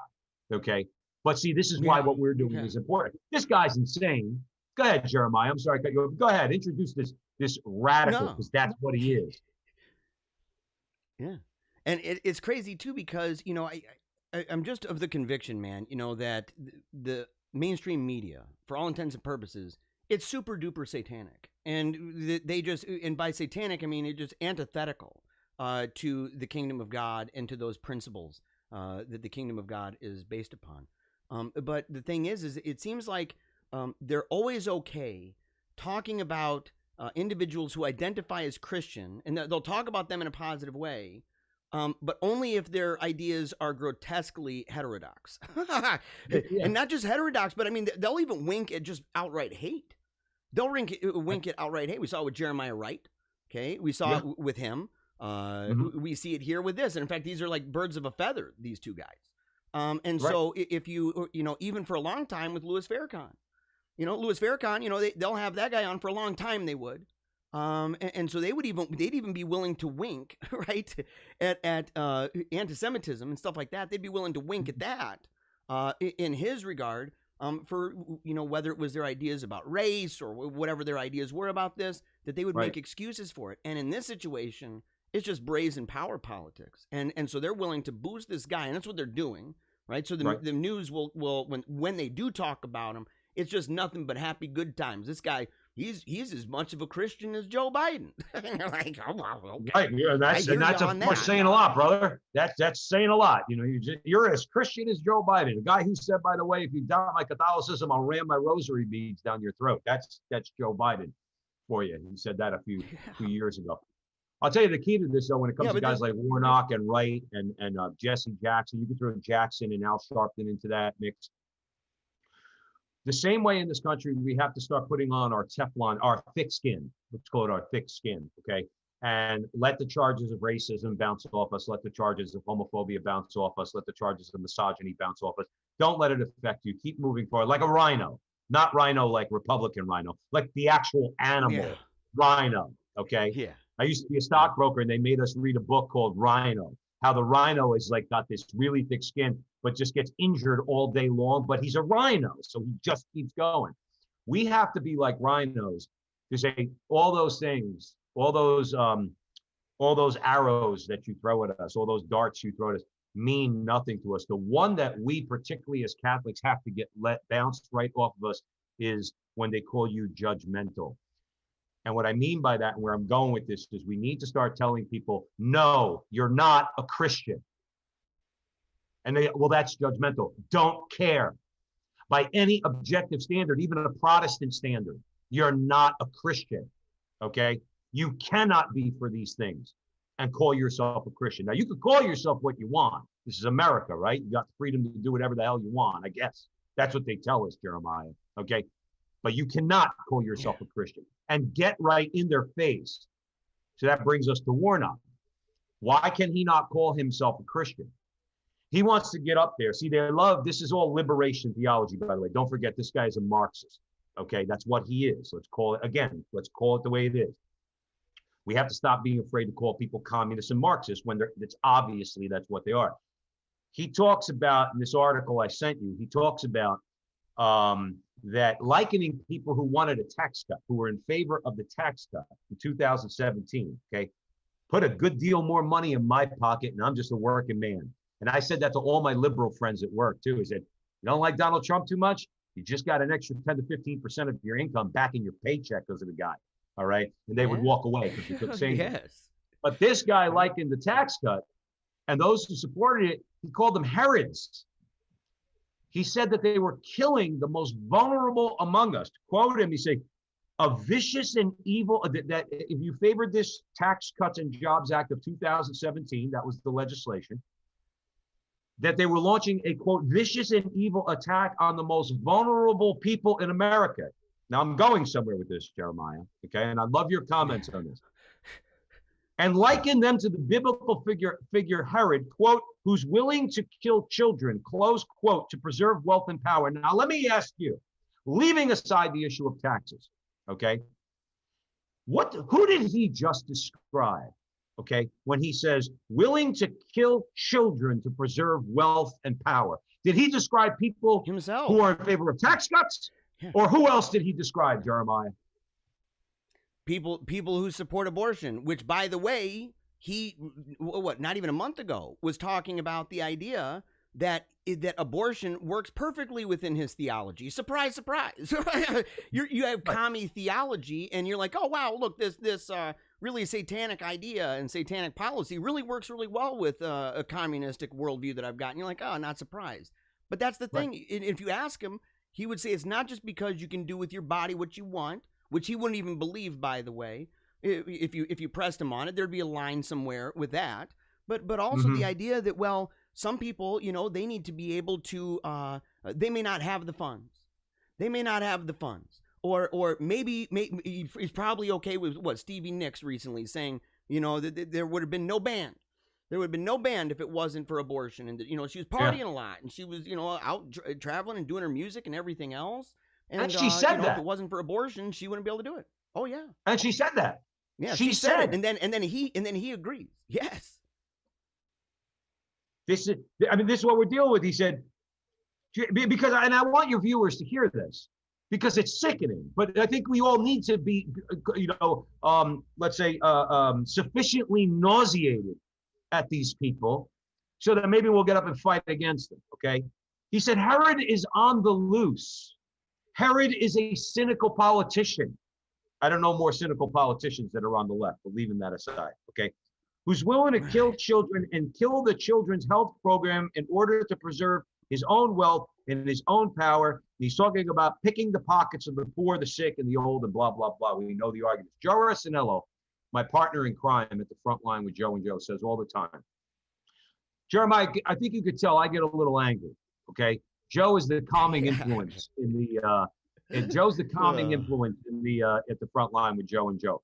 But man, if you want that dude to get angry and you want to get the Italian up in him, he has done this a couple of times. When somebody like this that talks about the poor and you don't recognize, and Joe Pacillo goes off and says, how could you not recognize the poor, the unborn in the womb as the absolute, not amongst the poor, the absolute poorest among us, the absolute poorest. Yes. Okay.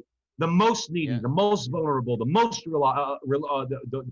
those who need to rely on their mothers the most are in that womb. This guy has got no problem taking their life. He doesn't count them amongst the most vulnerable and the poor. He doesn't do that. And then those who say, you know what, you got control over your body. I want control over my paycheck. I'm tired of giving you my money. All right. I somehow don't care about the poor. That's how nauseating it is, brother. Well, and it's crazy too, because, you know, when the left uses that argument, they say, well, you want to take away the money from the government that we give to the poor. And you're like, well, first of all, let's get something straight. You guys didn't do like a bake sale to make this money. You take it. Okay. And you take it by force. And by force, I mean, if I don't pay, I can get, you know, Wesley sniped. And so I don't want to play that game. Right.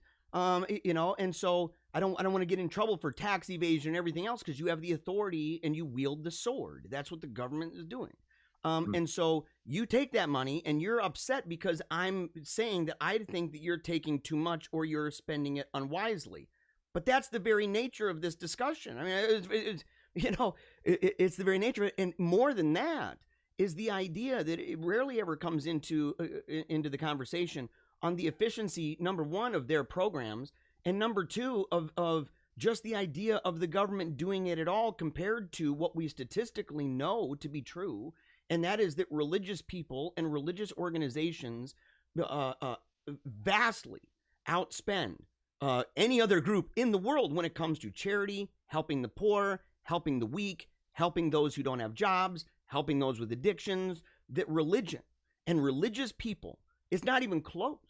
It's not even close. And the only reason why it would appear to be even close is because, unlike religion, one of these institutions, the state, has the power of a sword that puts the old gun to the head of your livelihood and says, if you don't pay, you're kind of busted. And it's like, well, okay, I got you.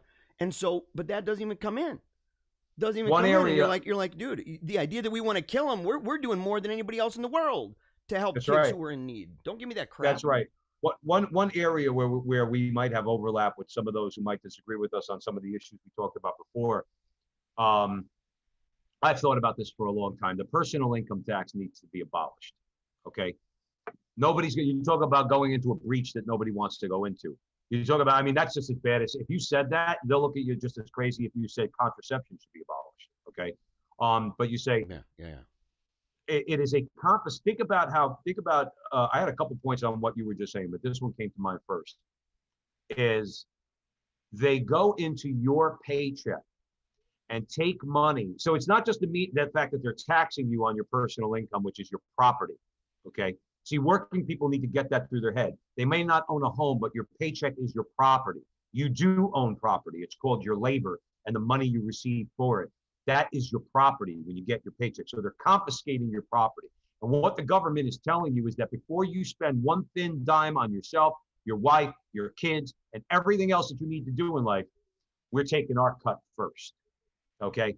Now, if people don't see that there's something inherently wrong with that, and you can argue all you want about flat taxes and progressive income taxes and everything else.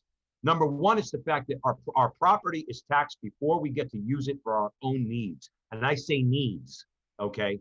Number one. Yes. And the other thing is these are all a bunch of brainiacs. Remember, Jeremiah, they always tell us they're the smartest people in the room. We're all just flyover country. All the time. Even if you're in New Jersey, you're flyover country, okay? They're all the smartest people in the room.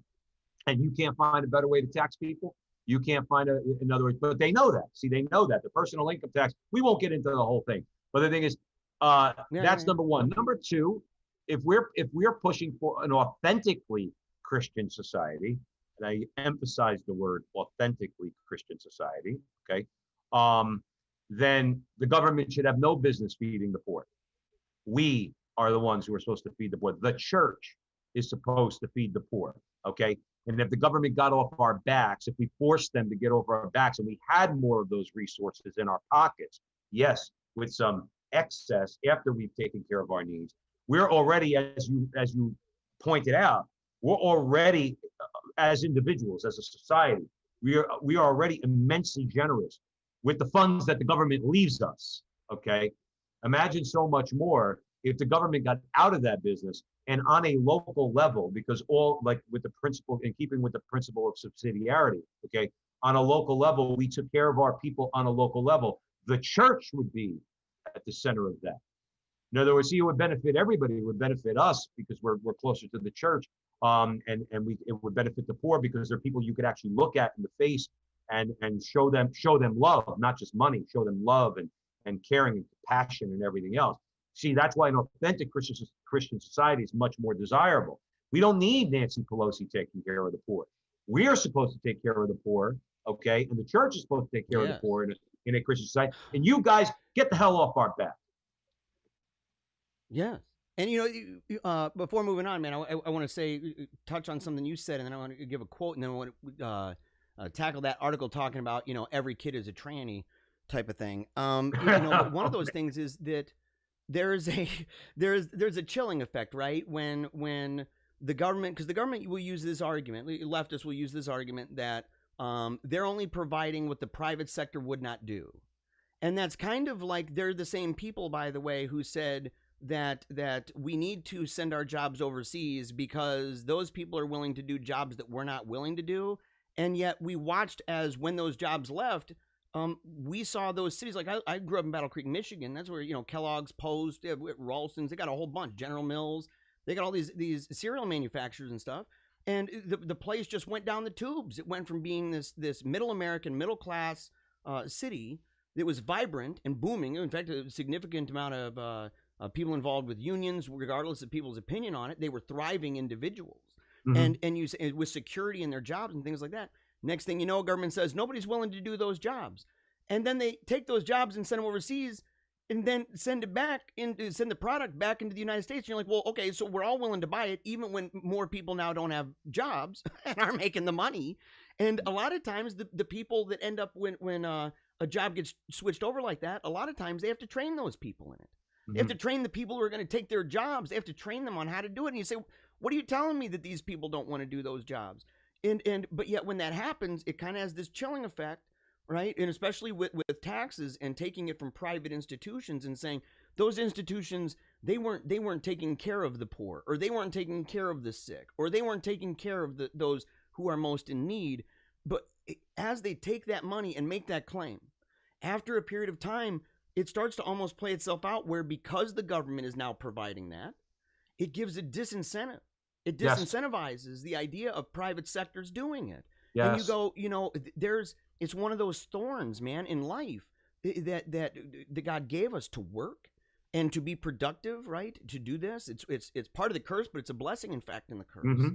And to say that this inspires us to work. So if you take that away and you just flush people with money and say, you don't need to do any work, all of a sudden that prick that inspires you to get out and do it is gone. And you just sit back in your fat, lazy slob. You're exactly right. You're exactly right. It's a disincentive for us to act in a charitable way towards our neighbors, which we're commanded to do by Christ. People also forget, even with the high taxation, the Catholic Church and the money that it brings in, the Catholic Church is still the largest non-governmental charitable organization, I believe, in the world. But let's just keep it with America, okay? Imagine how much more we would do if I could give the church an extra $10 a week or $20 a week. If I had a few more resources to pool with other parishioners or with other parishes, and we set up some sort of anything that, I won't just anything that would be more charitable, again, on a local level. Imagine how much more. We already do it. The church, which has a lot of problems, okay? Not a conversation we'll get into today, I'm sure. The church got a lot of problems, particularly in America. But at the end of the day, the church is still the largest non-governmental charitable organization in this country. My partner in crime, Joe Pacillo, always says on the show, if he was any of these bishops that are leaders in America, he would walk into Cuomo, he would walk into Gavin Newsom, he would walk into the mall and show them a piece of paper and say, you know what's on here? A number. You know what that number represents? That number represents the amount of money I save you in your budget by caring for people, by running hospitals and schools and the rest of it. And tell you what, keep picking on us, keep abusing us, keep persecuting us, I'll shut the whole thing down. And then that burden goes to you. And then they wouldn't know what to do. Yeah. Andrew Cuomo, gangster that he is, he wouldn't know what to do. Okay. See, but we unfortunately, like I said, it's not a conversation I'm sure we want to get into today, maybe next week. But we have a fecklessness amongst our leadership, unfortunately. Not all, certainly. Okay. Not by any stretch, all of them. But as a unified, strong voice in America, we're lacking a little bit in the USCCB. But that's one of the things that they should do. Say, get off our backs. They should. Get off our people's backs. In other words, we have a job to do and just get out of our way, you know? It's true. And we're going to move on to this last topic. But before we do, I just want to mention a couple of the people in the comments. I'm going to have to work on this screen here that we're using so that we can eventually move it so that the two of us are in boxes that are vertical and we could be able to see some of the comments on the side. I can do that, but I got to work on it. This is all new to me still. So I'm trying, man. I'm doing this. But the in the comments, Brian says, the Wolf Pack welcomes you, Joe. That's what we call ourselves here, man. We are the Wolf Pack. We howl at the sun. We howl at heaven every single day, rattling those chains for the Lord, saying, look, you know, we got all of our prayer requests, and we're bonded together, right? Let's see here. We got a lot of people who say they agree with you, including Shadowstar 7. You got CF asked a question. He said, wasn't Rick Santorum against contraception in the early thousands? And my question is, number one, where in the world is Rick Santorum right now? Like, Rick Santorum, and Rick Santorum is. You're right. I mean, in fact, that's a great question. I mean, he was a guy who I looked at, let's call it admiringly at one point, and you know, in my adult life, as somebody who I thought was a strong leader. I know in his the way he is in his family, he's got a number of children. He's got a either Down syndrome or a disabled daughter, Bella. He's very pro-life. I'm not sure. I don't know if his position evolved, or I use the word evolved loosely, on contraception. I'm not sure. I've heard a lot of criticism of him, though. You know, he's with particularly in terms of foreign policy, which we won't get into because we're talking a little bit more about domestic. But I don't know where he's gone. I mean, I thought he was a good voice. Particularly on family and life issues. I don't think we should get into any foreign wars. No more foreign wars. Hopefully that'll be part of a Trump legacy if he is in fact not inaugurated on January 21st. I hope that's part of it. No more foreign wars. And if they do get us into wars, hold them accountable. Hold Biden if it's him, or Kamala. I call her Kamala, by the way, Jeremiah, for your viewers to know. I call her Kamala. Because I've heard people on the left who are now correcting other people, call her Kamala. I've heard people chastised because they don't say her name like comma, like the punctuation mark. So I just very simply say Kamala. Point is, if they get us into foreign wars, it's all going to be on them, because Trump's gotten us basically taking a lot of flack for it from conservatives who gotten us out of them. But Santorum, I don't know where he is, but maybe he'll come back. Maybe he'll come back understanding that the Democrats are nobody to work with. They're only to be opposed at every chance we get.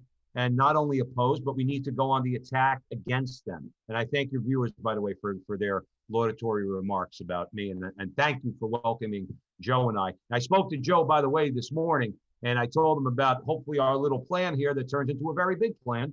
And Joe will be joining us too when he can. Just so everybody knows, I work nights. I'm now shut down in New York City. Okay. And I'm a victim of the Cuomo shutdown.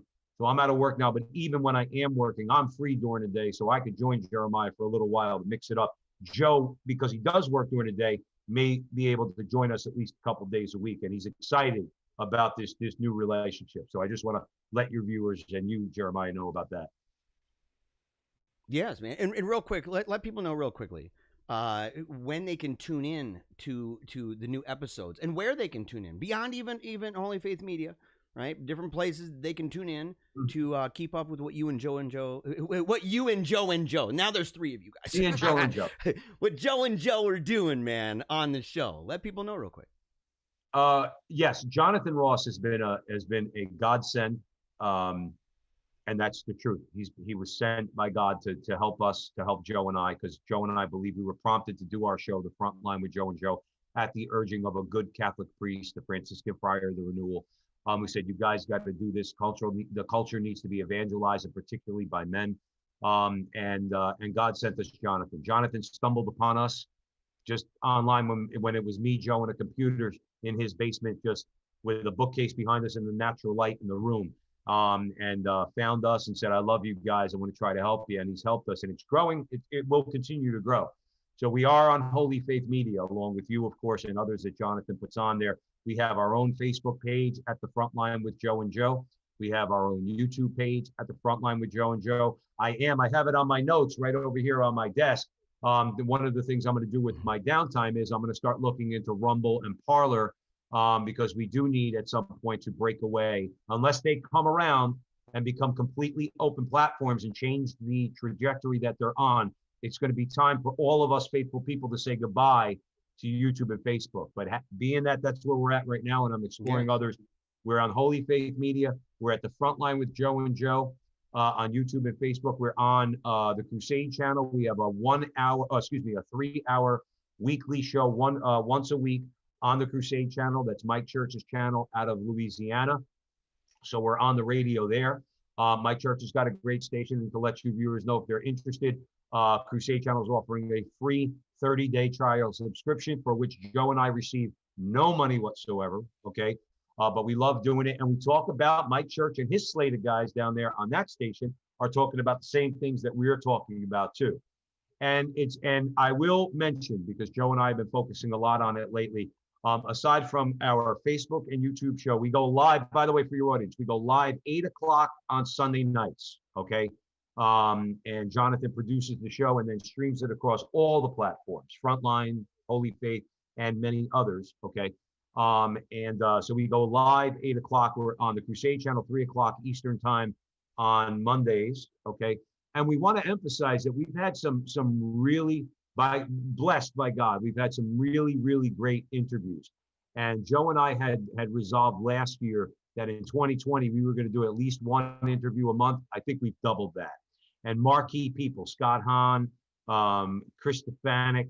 Over the weekend, we had an interview with a joint interview with Brandon McGinley and Robert George, Professor Robert George from Princeton, and then Jesse Romero, E. Michael Jones. We love E. Michael Jones. He's become a friend of the show. We did an interview with him, and he joined us on the Crusade channel. And John Horvat. A lot of great voices out there in the Catholic world talking about a lot of different things. We don't want to pigeonhole anybody into, talking about what we want to talk about. We ask them to come on to talk about what they want to talk about, and then we give it the Joe and Joe spin. So there's a lot of great content, and now this relationship is going to flourish. We know it. We're going to pray on it. Yeah. But this relationship with you, Jeremiah, and the Paleocrat Diaries, this is going to flourish also, and we know it because we're in the Lord's hands and Our Lady. So it can't help but to succeed.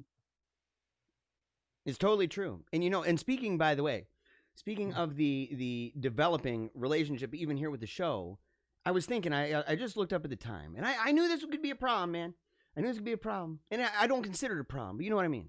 It's 12:15, and I thought, man, I said, we've been talking for a minute, and I thought, why don't we do this? Why don't we do this? By the look of it, I'm looking in the stream here. This bugger is booming, okay? The stream is booming. But I want to make it so that we can have, because I like how you guys have it set up where you can pull up comments, correct, at the bottom of that screen, right? On our show, Jonathan puts the our stream comment box, which gets most, not all, I have to say, but really tries to capture most of the comments that are going on any platform. So if you're watching us at the Front Line with Joe and Joe on our page, we'll see it. If you watch it on Holy Faith Media, we should see it. And then we try to incorporate those comments into our show because we really think community is a big part of this. We're trying to create a movement, create a movement of believers, a community. So we want to try as best we could. It's very difficult to do, to try to pick out the more salient comments. We try to, make sure we give shout outs. But again, the more your audience grows, the harder it is to do. But to answer your question in a long-winded way, I'm a pretty long-winded guy. Yes, we do see the comments. You've got two of us, man. We're both talking heads, dude. We're both talking heads. And so it's the way it rolls. But I thought, and I said, how about this, man? How about this? How about that we I don't know what you're doing either tomorrow or Friday, or either one, either or, both and, doesn't matter. But to save the one, because I think we can go, I think we should talk about this, and I think we can. I think both of us, we could go on for a long time about it, about that idea, that LGBT activist, that homosexualist that was calling for blockers, right? Hormone blockers on kids until they reach an age where they can say what they want to be. I think that's something that we could go into, and in fact, maybe we should dedicate a decent amount of time and take questions during the program. And so I think that I would like to save that for the next appearance, and that way I can set it up so that, like I described, we can have our pictures on the side, we can have the comments pulled up, and that way it runs smoothly, and we can engage even better with the audience and see it in real time. So if that's cool with you, man, that'd be, I think it's a good idea. When I spoke to you a couple of nights ago, I'm in the process of moving my mom out of her house, okay, because it's the house that we lived in for 30 years. And so this week was a little rough. We're expecting a snowstorm. And the mover called me to say that basically I'm free tomorrow because they're not moving us till Friday. And we're going to be on lockdown here. And I can't think of a better way to spend at least part of my day around 11:30 and chime in with you and have a little talk. Maybe Joe could join us too. If that's okay. That'd be amazing. Yes. Listen, you guys, when you get Joe's Italian up, you better watch. If you think I'm rough, and somebody just said in the chat room, it was funny. Somebody said, "Hey, bald guy, why don't you let the little guy talk once in a while? Because I'm a little heavier and Joe's a skinny guy." Say, "Hey, bald guy, why don't you let the skinny guy talk a little bit?" But when Joe talks, brother, you better watch your butt. No, that would be a great idea. Like I said, I know I'm free tomorrow because, like I said, when we move, I would ask though. I'm sure everybody who's watching us right now are prayerful. Say a prayer for my mom that this move goes smoothly. It's supposed to all be wrapped up by Monday when everything's said and done. And it's been a source of a little bit. It's something I've never done in my life, and I'm handling it. And it's something I never imagined was. I think real estate people earn their money. I've changed my tune. People who do real estate, they actually do earn their money. So I've changed my tune on that. But yeah, say a prayer for my mama, Mrs. Pacillo, if you don't mind. And yeah, I'd love to. Jeremiah. One thing I will tell you is this: what you're doing, what we're doing. The one thing that Joe and I have said from the beginning, we always wondered to ourselves, what the hell are we going to talk about? You know what I mean? There's only so much you can talk. Can we do this every day or every week or every other day? And you want to know something? The way we phrase it on our show is the left, they serve you a ribeye dinner every single day. It's just one atrocity after the other that you could just sink your teeth into. When you think you've exhausted a topic, no, they come out with new atrocities for guys like us to hammer them on, and that's what we're going to continue to do. So yes, the answer is yes. That would be about the extent of what I could do this week, and then we'll work it out over the weekend, see if maybe we could do this more often, depending on how it goes. But definitely would love to. Definitely would. Like I said, we got to form bonds. We have to form a community and let it grow from there. That's right. And dude, I'll tell you, you're totally right. By the way, on the dishes being served by the left every single day. It's enough to gorge yourself on. I mean, to be honest, it's so overwhelming. I get my notes together for the show in the evening. That way I can spend, I do the show in the morning and afternoon. Then during the afternoon and early evening, I end up spending time with my wife and kids until they go to bed. And then I get my notes together. And the problem for me is not finding news stories. It's weeding out news stories that are like, man, that looks like, that's crazy stuff. And saying, I know, but I've got like 30 crazy stories here. And it's every day, every single day. And so, and balancing that out too with inspirational stuff, motivational stuff, things that are funny, right? And so every single day. And it's been a great experience. Today's been a good experience. I am super grateful, man. that not only that we connected and that Jonathan, you know, because it was, hey, you got to give credit where it's due to the head honcho. He had a great idea. And so it was awesome. We're super grateful, man. We salute that guy. And but to bring this together and just even looking at these comments, just the way that people are engaging, the way they're even engaging with each other, and the way that they're excited about it, I say, look, man, this is a great idea. And I'll look forward to tomorrow where we're going to cover the idea that all kids are trannies. And so that's what it's going to be. And we're going to talk about that as well as some other things. And I look forward to that. Maybe Joe R is going to be on. Yeah, I'm going to see. Like I said, I think we're going to be on lockdown. And even though he's been working from home, they might just say, hey, you know, just there's no work today. So hopefully I will be here no matter what. And I'll give you a heads up. All right. Sounds good. All right, everybody. Joe Pacillo, The Front Line with Joe and Joe, right here on Paleocrat Diaries for the very first time. First of a really awesome thing to come. So super glad for that. I hope you have a great rest of your day, buddy, and I'll talk to you later. Talk to you later, brother. Yep. God bless you. God bless you. All right, everybody. What do you think of that? What do you guys think of that? Huh? What's going on, man? And I don't know. There was a little delay. There was a little delay in, you know, hearing what he was saying. So I'm seeing the video, and maybe I should have been looking at the Zoom meeting itself instead of at the video for the program, because I have it set up a certain way. So in the future won't be quite so bad. Do a little bit of tweaks here, a little bit of tweaks there, but at the end of the day, that was awesome. Oh man, I love this show. I do. I love this show, and I'm excited, man. We got to have more people. You know, and by the way, if you guys and ladies would like to have me bring people on the program to talk about different topics, who would you like to see me interview? Okay, I'll reach out to anybody. Okay, so if you would like to see more interviews like that, okay, if that's what you would like to do, then you can go ahead and send that to us, and or put it in the comment section. For all, you know, it'd be fantastic. Put it in the comment section. Let us know. Okay. And again, if you love the show, make sure to share it with as many friends as you possibly can. It's the best way. It gets the message out there, right? Let your friends and family know. Let your frenemies know, right? The people that say, hey, I think you'd love the show. And they might be like, dude, I kind of hate it.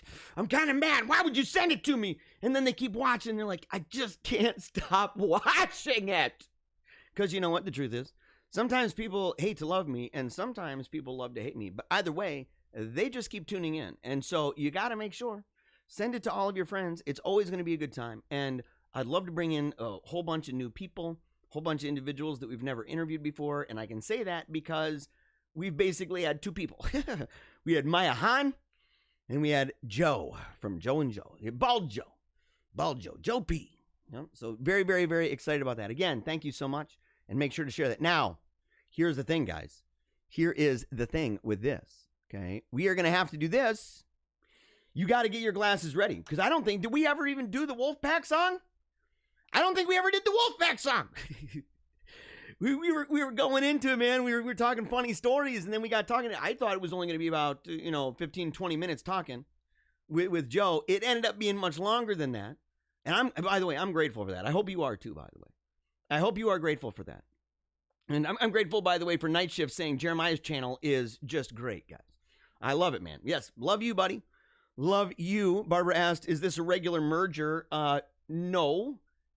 Well, let's say it will be on a more regular basis. So, in fact, it'll be weekly, no doubt about it. Okay, maybe even more than one day a week. I don't know how frequently. We'll see. We'll see how it goes, because I really want to start having guests, and I may want to have guests almost every day. And if we do it on a daily basis, or at least a couple times a week, to try to get it down to where we're like literally about 20 minutes at a time. Okay, maybe or a half an hour. Whatever. So we'll see how it goes. But dude, the guy's awesome, man. We got talking, and it was one of those things where, we'd never talked before. And I don't know if I said this. I accidentally streamed. I did tell you that I accidentally streamed over his Facebook page and YouTube channel and everything else, because it was all set up for him. And so I accidentally streamed. And what happened was I used to have a real problem with the audio. The audio has changed dramatically on this show. And so over time, and it happened, because a buddy of mine showed up, and my buddy helped me. Now, my buddy, he's not loving the Lord. He's not a Christian, but he's amazing number one, he's a really great guy, a really good friend of mine. But he's also really good when it comes to audio and stuff. Okay, he's a musician. He's worked in audio for a long time. So he comes over and he helps. We had to verify whether or not the audio was working okay. And so as we're going through it, we were trying to figure it out. It took us a long time, right? Neither of us really knew how to use OBS. So it took us a long time. And the thing is that in order to see whether or not it was working properly, we had to do these little recordings. So we'd push record, then we'd talk and look into the camera and stuff, and then stop the recording and go back and look at it. Well, the problem is that, and you guys don't know this, but there's a stream button that I've got, and below the stream button is start recording. So I thought I pushed start recording. Lo and behold, I did push start recording, but apparently I also somehow pushed start streaming. And so he goes over there. Well, it happened to be the time that it worked after hours and hours and hours. And my buddy sits there and he goes, F yeah! he drops the F-bomb hard. I'm like, look at him like, oh my gosh, dude, yeah, hold on, let's check it out. And we're looking at the camera. It's obvious that this is not supposed to be recorded. And I'm like, oh my gosh, that's crazy. Well, I looked to find the recording, can't find it. And I'm like, where's the recording? Oh, it was streamed. Where was it streamed? Oh, not on my channel. Not on my channel. On Joe's channel. And there are people, what the heck is this? What the heck is this, Joe? Joe and Joe sharing F-bombs. What's going on, guys?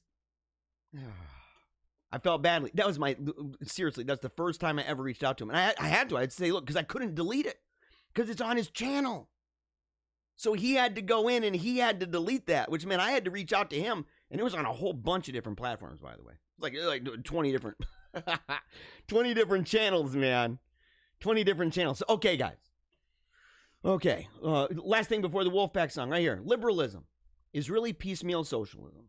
And socialism always attacks three basic social institutions: religion, the family, and private property.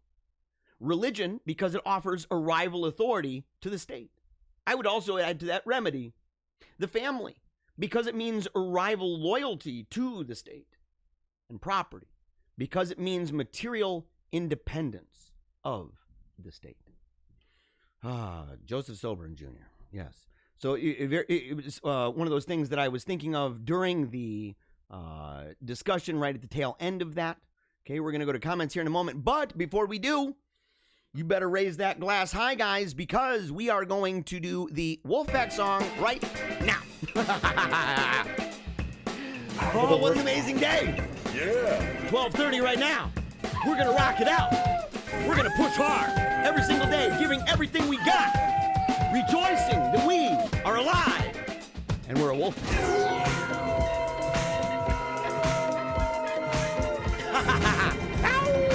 Howl at the sun, kiddo. Come on, guys. Look at this guy. I hope you're dancing just like little dude. Just like little dude and little girl. Here we go. Thank you, Jesus. Hallelujah. Woo. Yeah. I love you, God.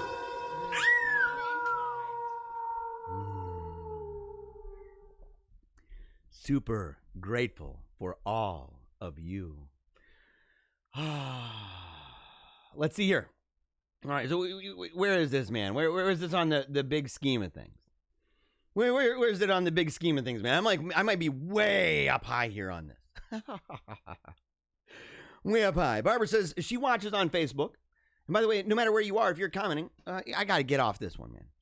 I got to get off this one. I like this one. This one's better. You can see my hands too. Blah. And it's got, look at the snow. Look at the snow over there. Look at that. Isn't it cute, man? Isn't that dope? And it has right there, paypal.me/, Paleocrat. Me. PayPal. .me/moi. So Paleocrat. You can, of course, Cash App, doesn't matter. If you'd like to donate to the show, we're really grateful for all of that. We're grateful for every single little bit of it. And 100% of those go, we call them donations. It's technically the earnings of the labor that is performed every single day on this show. But we treat it, because the aim of the show is to dedicate it to my kids' education at Sacred Heart Academy. We showed a video yesterday of the Rarate Mass over there, and it was just beautiful, man. I got on my kids about it. I said, you didn't tell me. Apparently they didn't know. Man. Maybe they're being slackers. You know what I'm saying? Maybe they are being slackers. All right, so in the comments here, no matter where you are, if you post a comment, I see it right over here. Barbara, for example, says, I watch on Facebook because the shares and thumbs up go directly to support you. I use my second device to thumbs up Holy Faith Media. I'm convinced that after 15 times to rehab, he didn't want to. Oh, you're talking about your brother now. That he did not want to die. No. And he loved his faith. She's talking about Chris Farley, the actor and comedian. And by the way, I didn't even know that he'd done almost all of the voiceovers for Shrek. And that was his role. And that he was supposed to be in Ghostbusters 3. I had no idea about this. Yep. He attributed every bit of talent to God-given talents. Cost of the laugh was huge. He volunteered in New York at a chapel dedicated to homeless actors. Saturday Night Live had no idea. Thank you for promoting Christopher's legacy. You better believe it, by the way. You better believe. I'm not even kidding about that. Like I'm so happy, because your brother has had a big impact on my life throughout the years. It's just true. It's just powerful, in fact, that I'm getting to know and have gotten to know his sister. It's a powerful thing, by the way. Let's see here. Christopher's legacy is from his God-given talent. Legacy's huge. Have a nice day. Green Bay forever. And you like aged cheddar. It's true.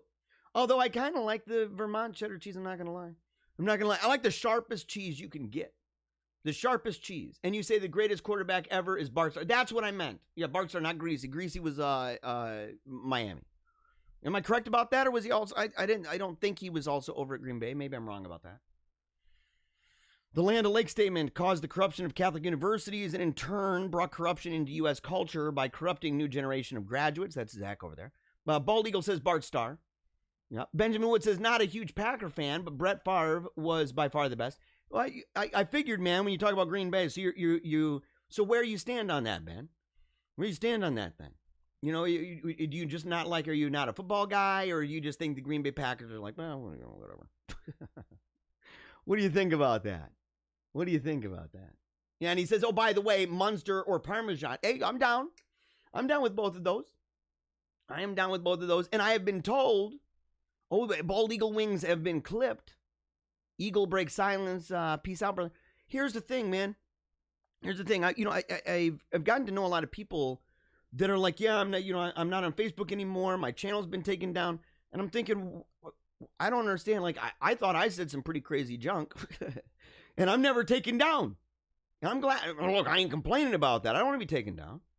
I've never been given a strike. I've never even been put in Facebook jail. I'm like, well, I don't know. I have no idea. Let's see, Joe the Rosary guy. Not sure about when it's here. Lisa says, once we get the illumination of conscience event, Catholic Church is shown to all. We all pick a definite side. After 6 weeks, Antichrist comes. I'm not an Adventist about this. I have an optimistic eschatology. Okay, I believe that the eschaton is one that is going to be, in fact, quite powerful, and not just a complete devastating thing. I believe in the advancement and, in fact, the triumph and conquest of the kingdom. Right here, Jesus Forever said, I shared your atheist family becomes Catholic video on my page, and it got 148 likes. Bro, number one, and if you're a guy, if you're a girl, I do apologize. I don't know, but I like Jesus Forever, and I'm very grateful that you shared it, and I am just blessed beyond imagination that it got 148 likes. And if you guys have not seen that video yet, you can find that video over at youtube.com/Paleocrat. Paleocrat. Paleonati, blasphemous, don't associate with that devil cult. The Paleonati is a joke. It's not a real thing. It's not a real thing. It's making fun. It's in fact associated with the family here. We've shared videos of that. They're mockumentaries. They're mockumentaries. And why are we the devil cult? Yes, man, the Paleonati. Yes, and yeah, the idea. You're saying that we should not associate with the devil cult, the Illuminati. Yeah, look, you got to go back and you got to understand the nature, the backstory of this. I don't want to have to rehash the backstory every time.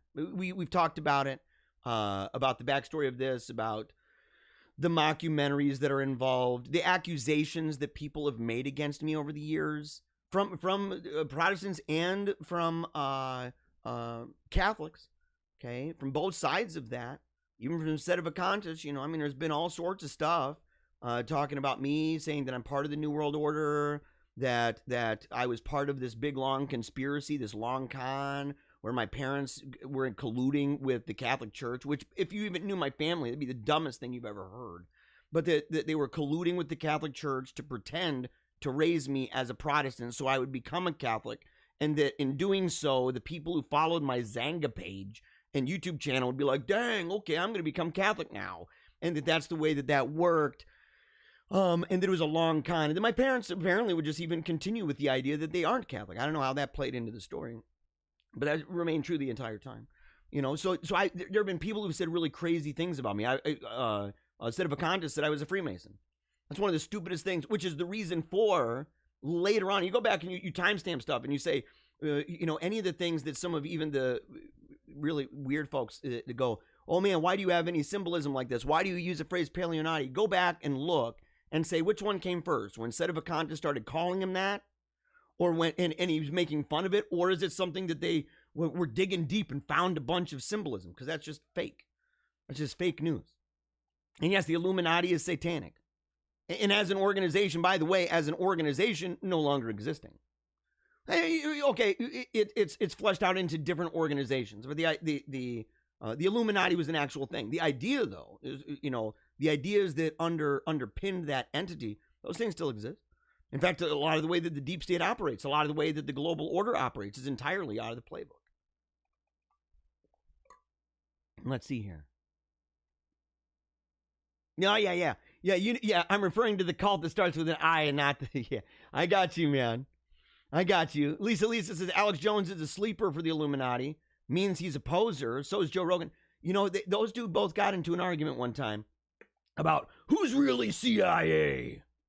Who's really CIA, Joe? Blah, blah, blah, blah, blah. And I'm thinking, dude, really? Why, and he's like, I'm CIA. I'm thinking, really?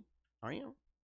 Is that why do you think General Flynn isn't necessarily a big fan, or he just doesn't want to be around him? What do you think about that? What do you think about that? I think Flynn's in the know on a lot of this stuff. Let's see here. James says, I'd grab my AK-47 and turn that thing into a nice living room carpet. Dude, you're talking about the bear on the fence. That's how far back I am. Oh, no. Oh, no, man. Okay, yeah, God's calendar is his timeline, not ours. Talking about the idea of the dude who was saying that what is it, man? The Mayan calendar.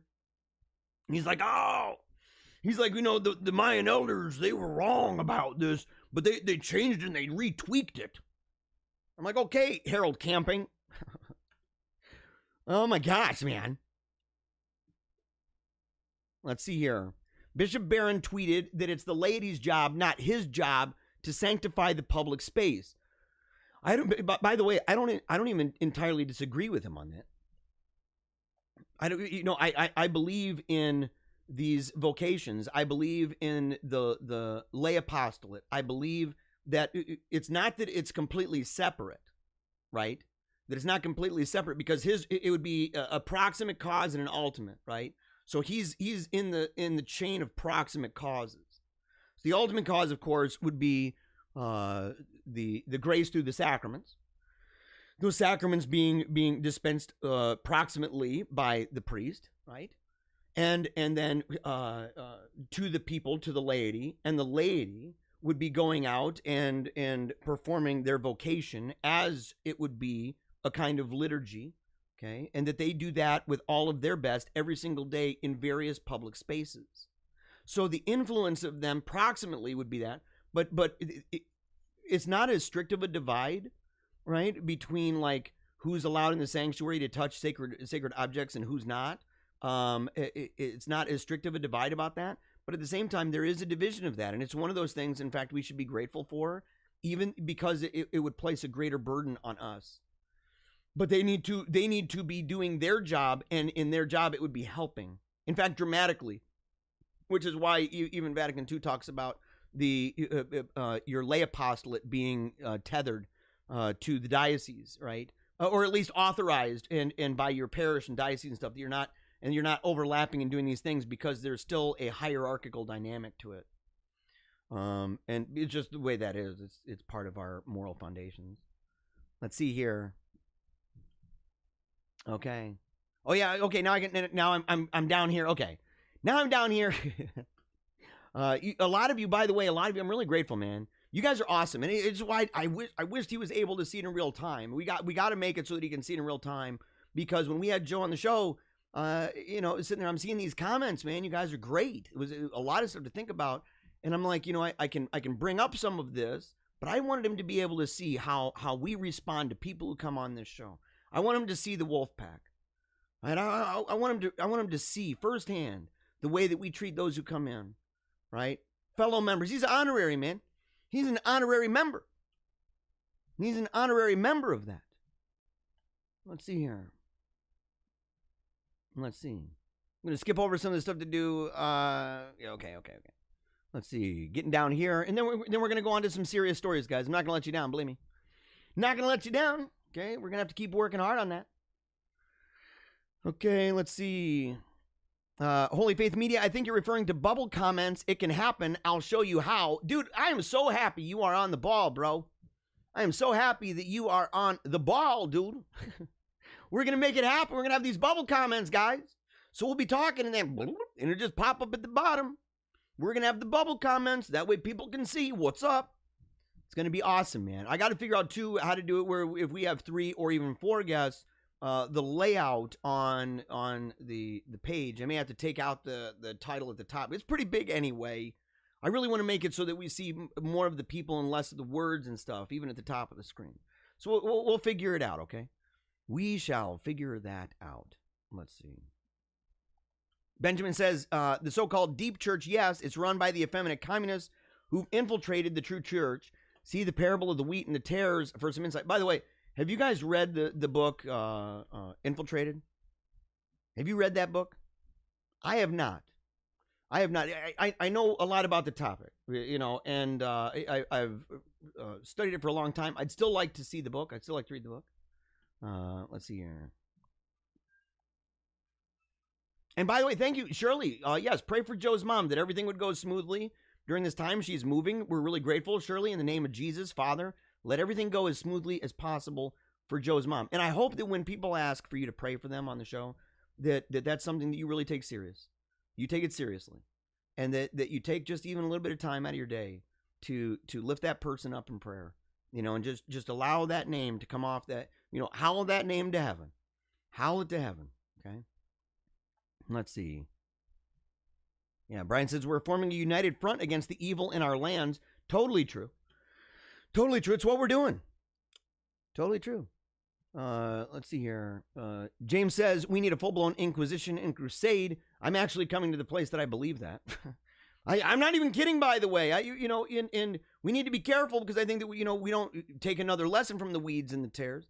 That, you can end up pulling up groups that, in the end of the day, you don't want to pull those up, because they could end up pulling up a lot of good folks too. Okay, and you don't want to do that. The wheat and the tares, yeah. Let's see. Shadow says, I loved your show, Jeremiah. What do you loved my show? Are you talking old school, man? Are you talking old school? Did you used to watch my show, Shadow Star 7? Because I've been around for a while. In which version of it? It's gone through different phases. You know, I started doing TV and stuff and radio back when I was still a Protestant. I started doing YouTube when I was a Catholic. Okay. Although you can see clips of me when I was a Protestant pastor. You can see clips of me preaching. Let's see.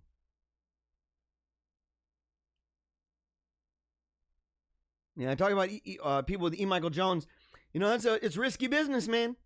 It's risky business having that guy on the show.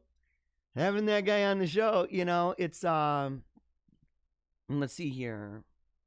You know, and I have, it would be good to have him on if for no other reason than I have questions regarding his use of the descriptor of Jewish revolutionary spirit rather than a covenant breaker revolutionary spirit. I think it's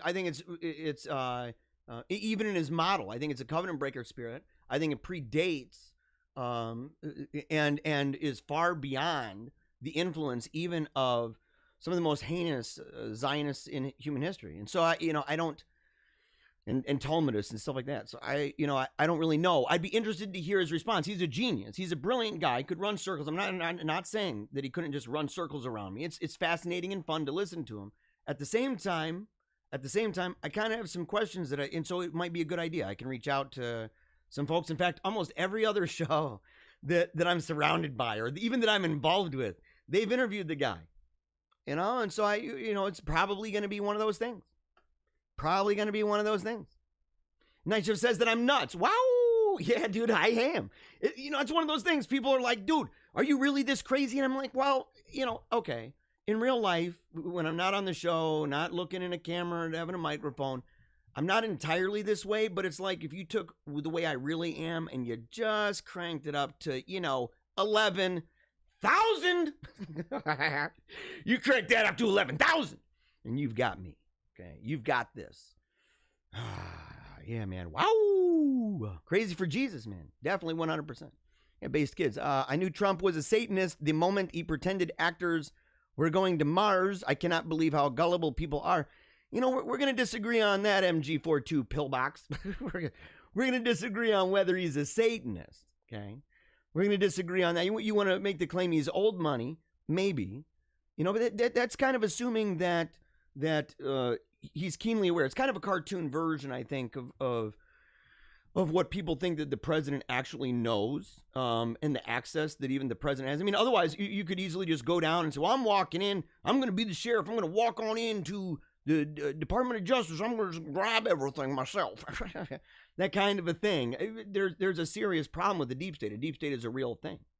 And it's a problem even for those who may be opposed to it. It's troublesome. It's worrisome. Some of them, when they're on their way out the door, are complaining about it. Some of them didn't even get a chance to go out the door before, blowing the head off. So we're going to disagree about that in Green Bay. But I'm also not the crazy person that's like thinking he's the guy that's kneeling on his knees every night doing amazing prayers and stuff, or that he's sitting around the house reading the Bible 24/7. I'm not delusional. In Green Bay, the Packers are like the mountains in Colorado. They're everywhere. You don't necessarily get excited about them. Seems to me Brett Favre was the more unpredictable than Starr. Maybe. But then again, sports evolve, don't they? Don't they? Someone says, interview E. Michael Jones. Yeah, it would be a great conversation. I think it would be, right? Somebody asked if we received the Christmas card. Oh, I believe so. I got something. My wife, she had me sign it, but I was doing a whole bunch of other things. I will confirm this, Shirley. I will confirm this, and if so, I will reach out to you privately. I got to do it anyway. I got to reach out to Brian and to Matt. I said I would do that. Oh, last thing. When someone says everyone thought John the Baptist was crazy, it's true, right? It's true, right? And so people can look and they can say, "Boy, you're a wild man. You're a wild man. Look at the insanity on this. Look at the way he's doing this and pointing around and doing all of his stuff. Look at the way he's doing it. Isn't it insane?" And you say, "No, we are making straight the paths. This is what we are doing. We are part of the kingdom train is what we're doing." Okay? The Trump train is simply one of those cars in the kingdom train. That's it. It's a vehicle. It's been a good time. It is a vehicle, and I hope it continues. But at the same time, the idea that this is actually the engine We don't believe this on the show. Christ is at the helm, period. We're the ones pulling that string like little kids. Toot, toot. Okay, we're the ones doing that everywhere we go. Toot, toot. Here's the kingdom. Come on aboard, son. Come on aboard, sister. Come on aboard. Let's see. Yes. Amen, amen, and amen to all of those things. I got to say this. Before moving on. Okay. Man, what the heck? Okay. I got to say this before moving on. I feel very badly because there was a video that we were making yesterday. I should have said this at the beginning of the show. So, okay, I told everybody that we were going to make a commercial, and a commercial for the event. In fact, I can pull that up. Is it right here? Yeah, pull it up right here. Okay. Yeah, so when the Gretsch stole Christmas, the people took it back. It's at the state capitol in Lansing, Michigan, and that's going to happen on December 23rd from 4 to 7, and 6 to 7 is the parade. 4 to 7, there's going to be different events. You can get, there's going to be Santa and elves, and there's going to be, all sorts of stuff. It's going to be an amazing, amazing, amazing time. It's going to be tons of fun. And oh boy, here, I'm going to be speaking, I think I'm on at 5, I think I'm on at 5, but I'll be there the whole time. And I'll be there even to help set up and stuff like that, as well as to take down. So I'm going to be there. It's going to be a long, long, long day. But I volunteered to make a commercial. And so last night, we're talking around the dinner table. I told the kids, okay, after dinner, because I wanted it to be dark out so that we could set the lights so that it wasn't going to change with the sun and the clouds and everything, and it wouldn't change the lighting inside. I wanted it to be controlled, and that way, it would be fine. Plus, I figured everything would be winding down. There were a couple problems. Number one, we got through almost the whole thing. There was hardly anything left to actually talk about at all. The problem was, number one, there was a couple. The first problem was it was a little too late, and our babies, our little folks, Lucian and Wolfgang, they were getting super tired, and when they got super tired, they got super grumpy, and when they were super grumpy, it was super hard to finish the video. But it didn't matter. It didn't matter. Even my son, Ambrose, I don't want to throw him under the bus, but it was him. It was him. My wife said, hey, you got to move the light. And it's one of those things where it's like, don't do that. Don't do that. If you move the light, instead of adding light in different places, what's going to happen is it's going to change the lighting all over the place. Okay. So you're going to end up having unequal light. It might even change the hue and stuff on the skin. Not good. So we had to work on that for a second. But even that didn't matter. None of that ultimately mattered. You may ask why. I'll tell you why. Because we realized after, at the very end, we're sitting there, we're recording the last few scenes, the last few things. And this is a great commercial, by the way. It's going to be a lot of fun. We'll play it on the show. If it's done editing tomorrow, otherwise it'll be on Friday's show. No matter what, you'll be able to share it all weekend. You'll be able to share it next week leading up to the event on the 23rd. It's going to be a great time. It's got my family and everything else. But the reason why it could not be finished and completed as we wanted was because the audio was down. To have it set for this microphone, you have to play with some of the features and settings on the camera.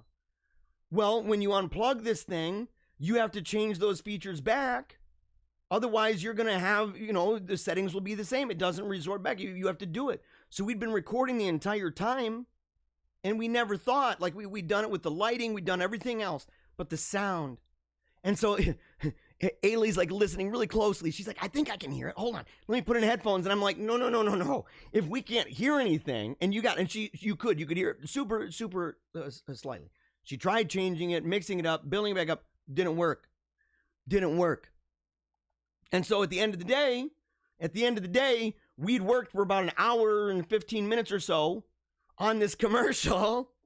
And we worked on it because we're doing different scenes and setting it all up. And we couldn't even use it. No, we couldn't even use it. But it's okay. We looked at it, and I'm not gonna lie. I'm not gonna sit there and pretend that I wasn't just raging mad. Everything inside of me was just like, I was growling. I had fumes coming out of my hair, fumes coming out of my nose and out of my ears, and I'm all mad inside. And then I realized something. Never give up. Keep on smiling.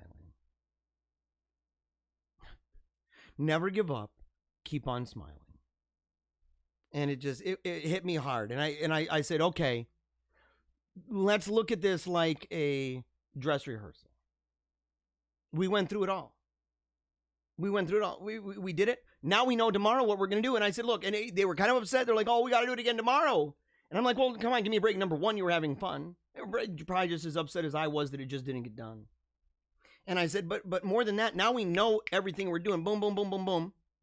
And more than that, I said, we can go ahead and buy some food and set it on the table, kind of like they do.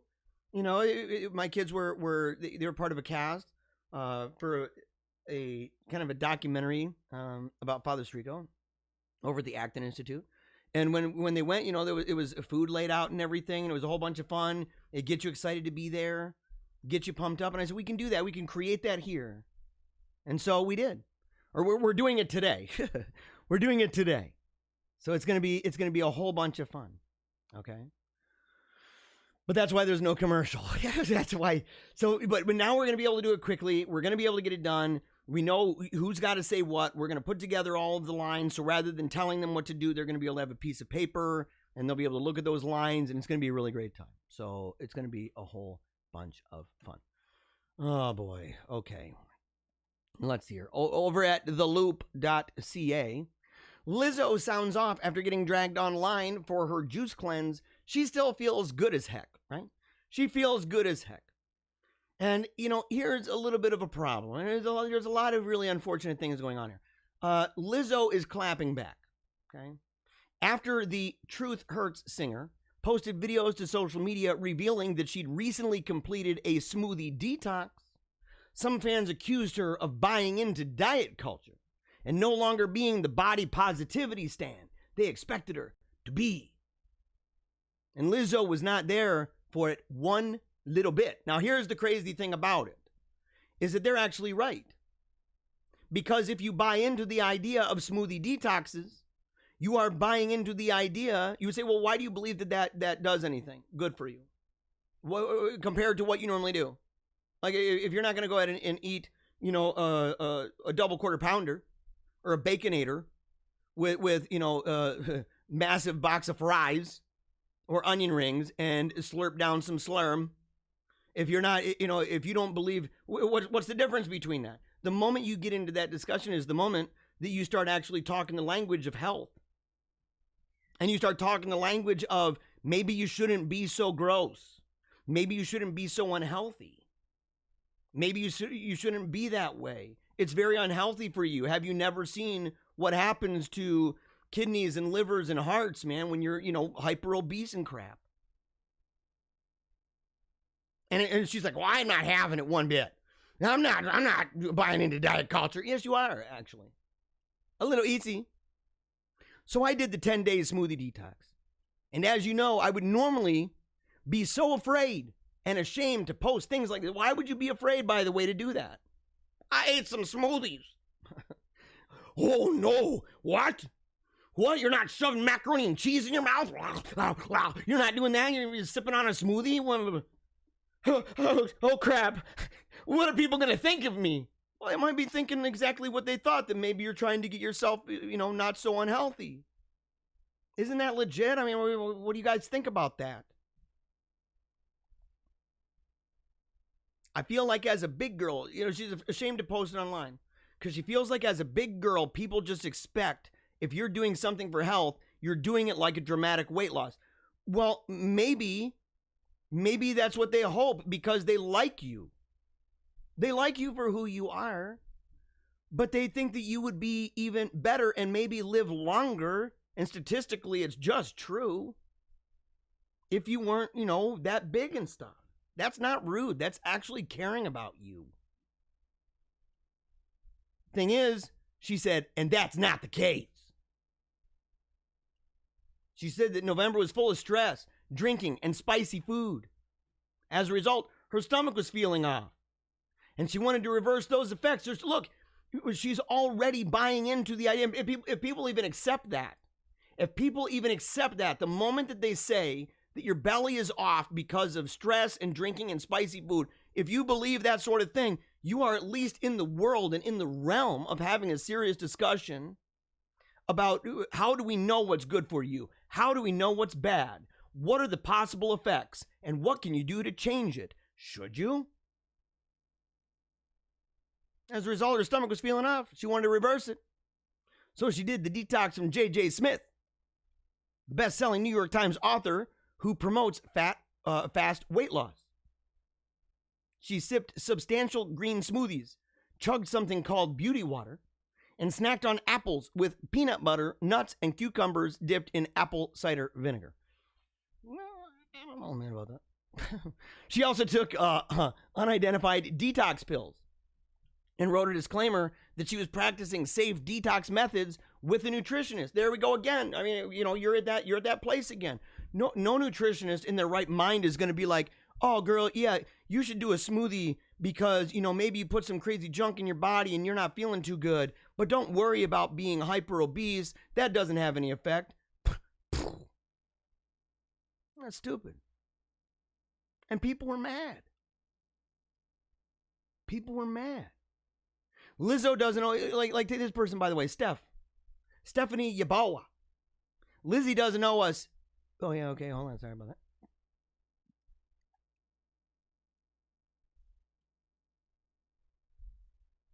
Okay.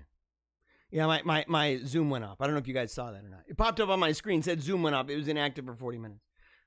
So I'm like, go ahead and take that off. Lizzo doesn't owe us anything, and she's absolutely free to do whatever she wants. Okay, yeah, okay. I think the disappointment lies in a lot of us, especially fat black women, seeing ourselves in a woman who was so proud and confident in her body. Maybe that's disappointing. Maybe that's disappointing. You know, you should be, you know, there's a balance here, guys. You know, you're made in the image of God, right? Each person is made in the image of God. And yet at the same time, part of that is that God is not, you know, this abstract art project. There's proportion in this world. Godly design is one of proportion. And so you go, man, you know, I guess you are a proportion. It's kind of like saying, well, I'm not out of shape. I'm just in a really big, gross one. I get that too, man. I looked at myself last night. I got one of those Dunlop over your belt kind of thing. And I kind of, you know, pulled it up and let it drop, and it did the little jiggle thing. I'm thinking, dude, what are you doing, man? Well, I'll tell you what I'm doing. I mean, you mean the Reese's Puffs. I mix it with what is it? Fruity Pebbles. People are like, oh, what? It's true, I do. It's true, I do. But it's something that I believe we got to work on, man. HBO Max is pulling the Chappelle Show after Dave Chappelle calls for a boycott. This is actually kind of amazing, guys. HBO Max is pulling Chappelle's show from its streaming platform after Dave Chappelle called on his fans to boycott the old Comedy Central sketch series. And the reason why, right here, part of the conversation with the Casey Bloys, the chief content officer at HBO and HBO Max. Come on now.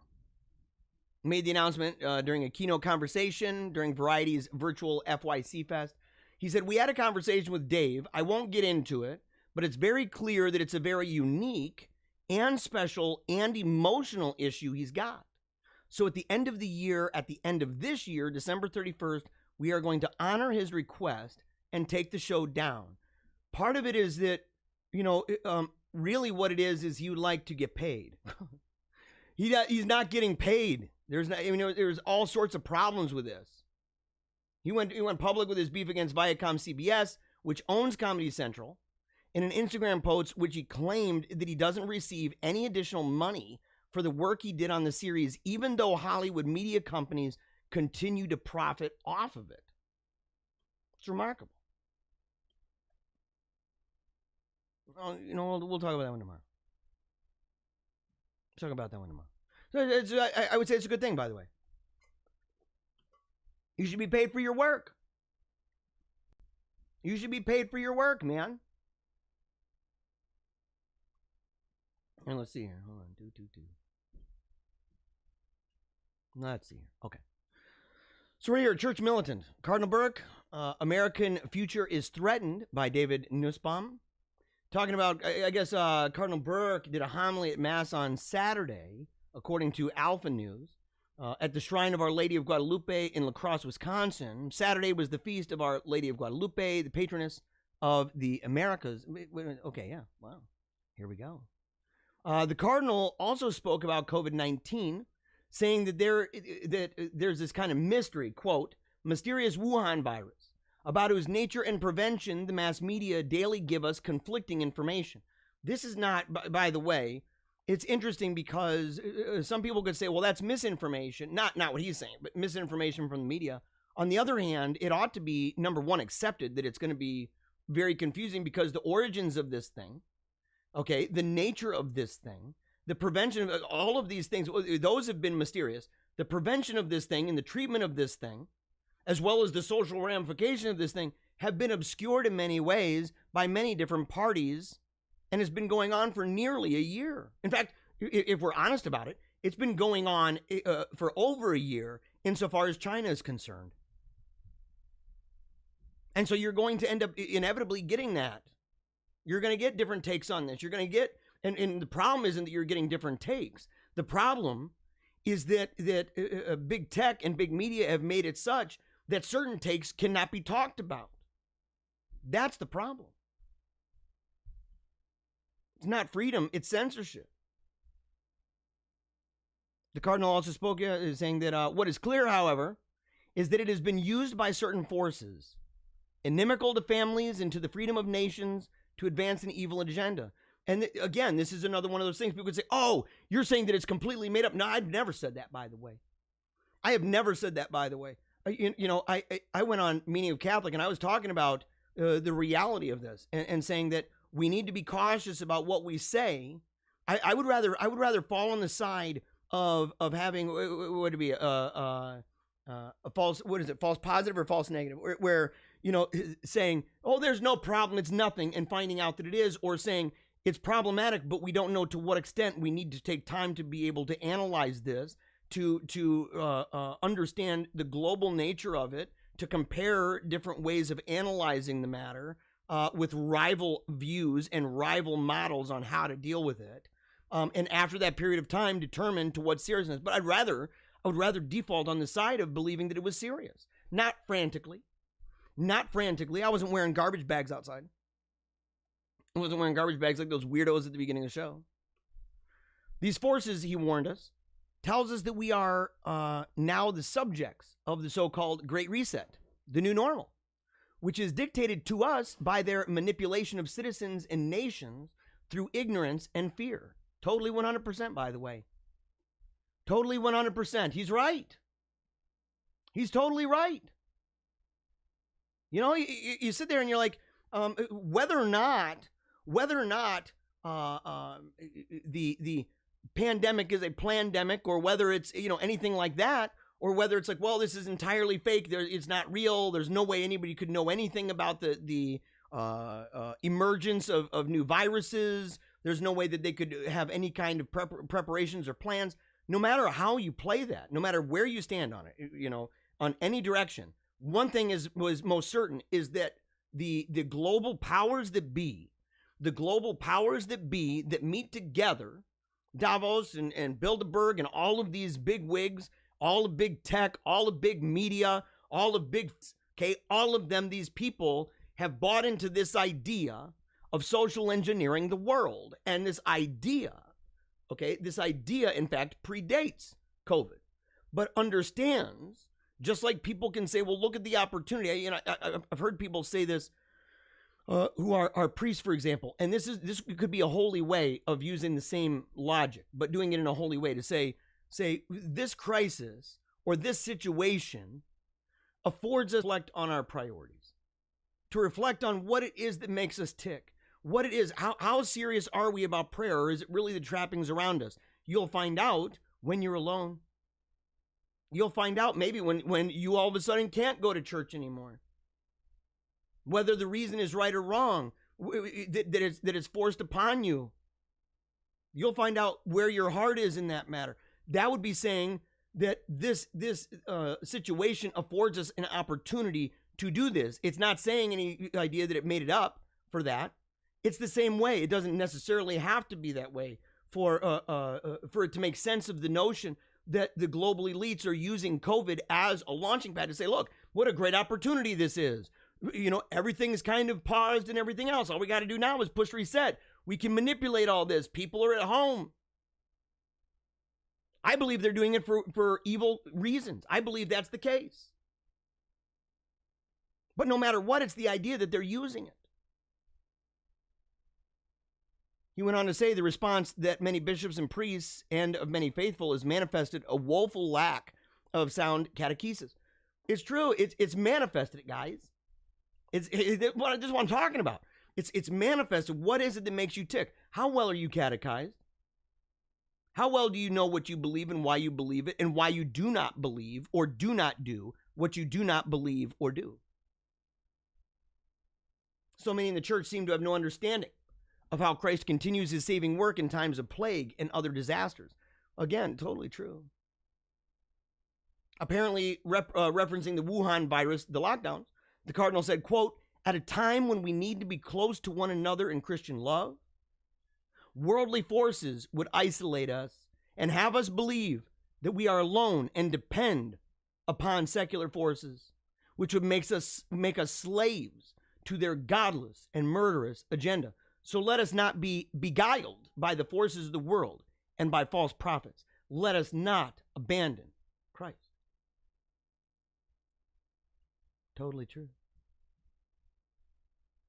We'll talk about this tomorrow. There's a lot of people, even the New York Times, talking about the number of people who are questioning the safety of, the safety of the vaccine. To say, look, people who say, I don't buy into that. You're seeing the bishops, of course, play into this, but they've also bought into the Build Back Better thing. I mean, you're literally pulling that then from the Great Reset. You're pulling it from that. You're no different than Biden. In fact, it's almost like the mainstream media. It's just another wing of it. It's the religious wing of it, the religious branch of it, and it's tragic.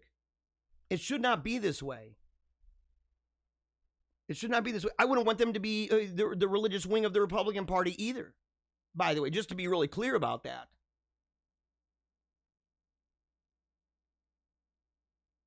But we're in a situation that is beyond the partisan divide here. Report, 1/3 of Michigan restaurants believe they're going to close in 2021. This one hit home to me. And I'm thinking, which of my favorite restaurants, man? Which ones? Which ones, maybe in this, which ones said they're going to close? Which ones will? Because I try to support local stuff, man. I saw a guy yesterday.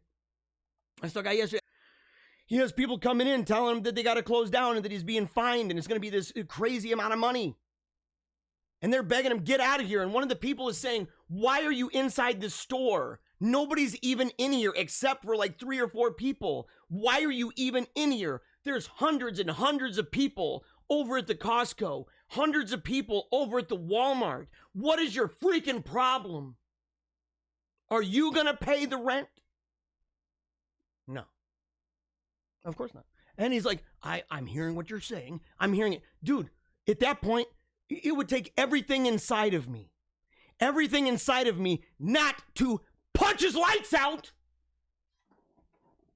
I'd sock the guy. You want to taste what I got? I'll give you a serving of some knuckle sandwich. Period. What does it taste like?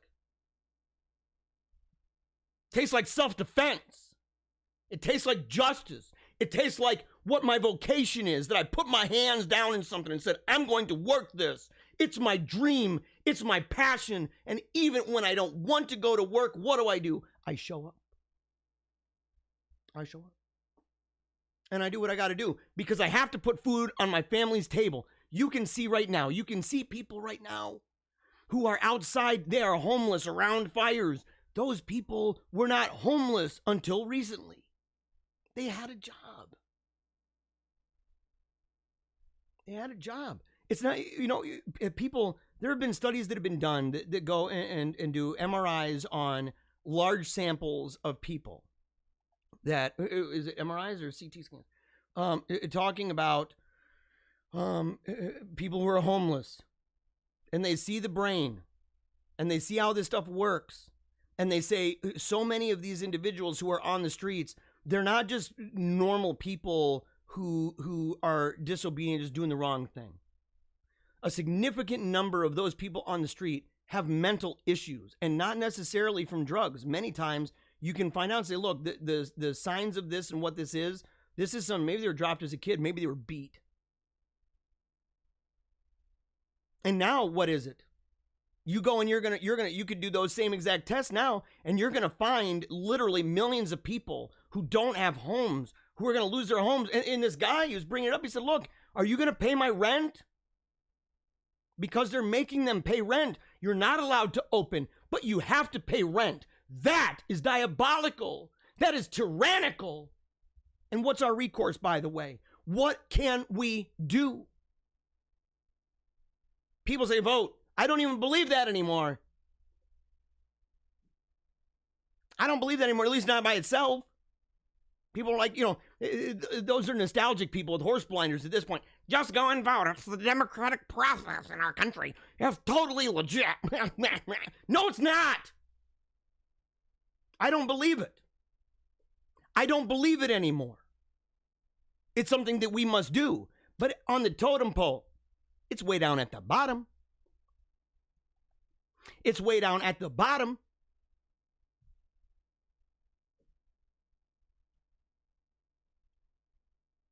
It's unbelievable. What do you do? And I mean this. I mean this sincerely. What do you do? What can be done? I've got ideas for what can be done. But you want to know something? I talk about those ideas, man, I could get dropped. Drop like it's hot. I could anyway. Drop like it's hot. Say, Jeremiah, you can't talk about this. You can't talk about that. That's satanic, man. That's satanic. It is so destructive. And these people, man, it's such a freaking joke to have these people like what De Blasio. Yesterday, what did he do? He goes on the subway to show everybody it's okay to go on the subway. He's not wearing a freaking mask. But don't go inside that bar. Don't go inside that restaurant. Oh no, don't do that. But just get on the subway, all bunched in together. Touching, rubbing your hands on the poles and stuff. Oh, yeah, it's legit. That's legit. Or like the grotesque hypocrisy that we see over and over and over. And why is it always the elites, by the way? Why is it always the elite scumbags? The ones, the puppet masters. The people trying to control your life. Why? Over and over and over. Dictators. And it makes it hard to believe anything that's being said. That's gaslighting everybody. We're going, wait a second, you're the one that just told us that we shouldn't go anywhere. And what's the very next thing you do? You get on a plane and you go fly? Oh, why's that? Because you're a special freaking snowflake? Punch you in the mouth, you scumbag! Punch you in the freaking face! It's coming. I don't know what to tell you people. And by you people, we're talking the elites. We're talking the scumbags. They need to be talked to. Why don't you come close? Why don't you come close, you freaking scumbags? Here's the point. You think that you can do that to people's jobs? You think you can do that to people's homes? You think you can do that to people's schools? You think you can do that to every single thing in the world, and that you are a special snowflake that gets to go and do whatever you think that you're allowed to do? I'll tell you what, no! Coming to roost, son. We are coming. You don't even know. Imagine what people would do. And you know why? Because these people, they don't care about anybody other than themselves and that bubble of elites that they're part of. They hate you. They don't care about you. You are nothing but a tool. You are nothing but a tool to power, to fame and to fortune. They don't know you, and what they know about you, they hate. They hate it. They hate you. They hate your schools. They hate your kids. They hate your church. They hate your God, and they want it to die. They hate you. What are we going to do? What are we going to do, guys? It doesn't even matter what we're going to do. You want to talk about blowback? You want to talk about blowback? The idea that there is going to be a reaction to this. Going to be huge, by the way. Look at backdraft. It's going to be huge. Because we're talking millions. Right now it's hidden from our sight. And you know, there are people even on the left that are getting in. Look, I'm not a fan of AOC one bit. We were mocking her when Joe and Joe was on, but she says right here, I will not vote for a COVID package that doesn't include survival payments and unemployment relief for the American people. If they're not going to let us out, if they're going to use the law and the sword to prevent us from going out, and if we dare to do that, we are going to be taken down. We need some kind of recourse. And she's right. It's a red line. It's also common sense. If that's the way that it's going to be resolved. If we're not allowed to resolve it any other way. I know a lot of people that say, go out, everybody go out and be willing to keep on going. Keep opening business. I'm down, I understand this. At the same time, I say, well, what happens when that person ends up getting fined like crazy? They're already not making money.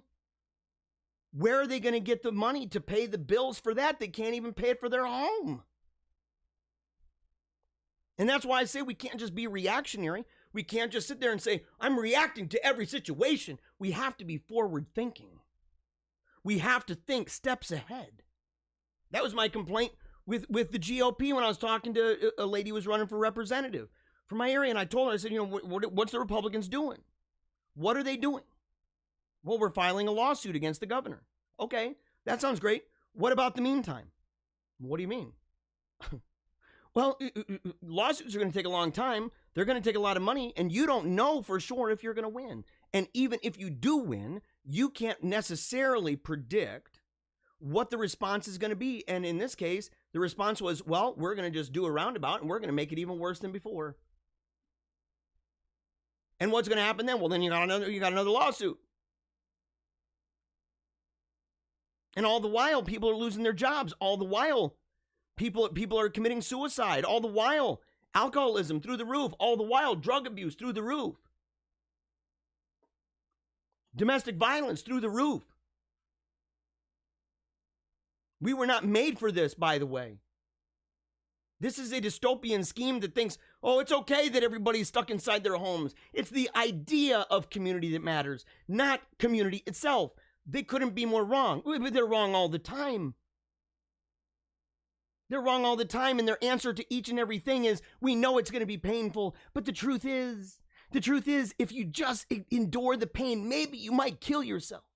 Maybe you might be homeless for nothing that was actually your fault. Maybe you never even got sick. Maybe your family never got sick. Maybe you wanted to go to work. Maybe you wanted to go to school. But the truth is, we needed to do this. And through that pain, I know we're going to crack some eggs. But that's the way dystopia works.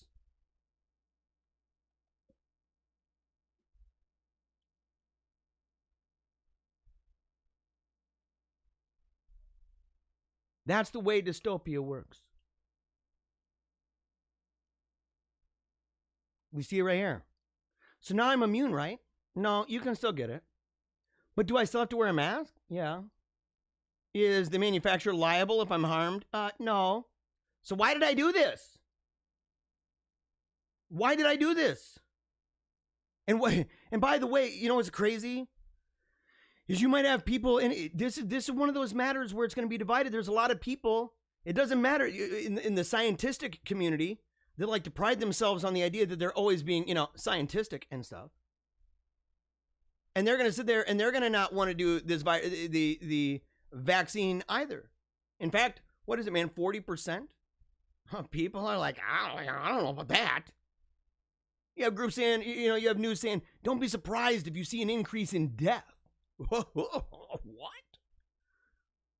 Don't be surprised if part of your face starts drooping down when that Bell's palsy. Don't be surprised, guys. That's part of life, Stick it in your arm. And then, of course, you've got the fact that you have people that are like, just because you've gotten it, the first jab and the second jab, under the duress, by the way, of being told that maybe you won't be able to travel, maybe you won't be able to go to school, maybe you won't be able to go anywhere, by the way. You won't be able to have a job. Employers are going to be like, they're going to be pressured, by the way, all left and right and left and right and left and right. Pressured. And being told that even if you get the first and the second jab, that if you do that, the problem is that you still need to do the exact same protocol as you were before, and maybe through, June or July. How's that sales pitch for you guys? How's that sales pitch for you guys? Talk about that one tomorrow. And that one tomorrow. There's a whole bunch of really good stuff, guys. We're running low on time, but I wanted to show you this. And this is actually something I'm gonna let it play. And I'm gonna hop out here for a minute. Okay.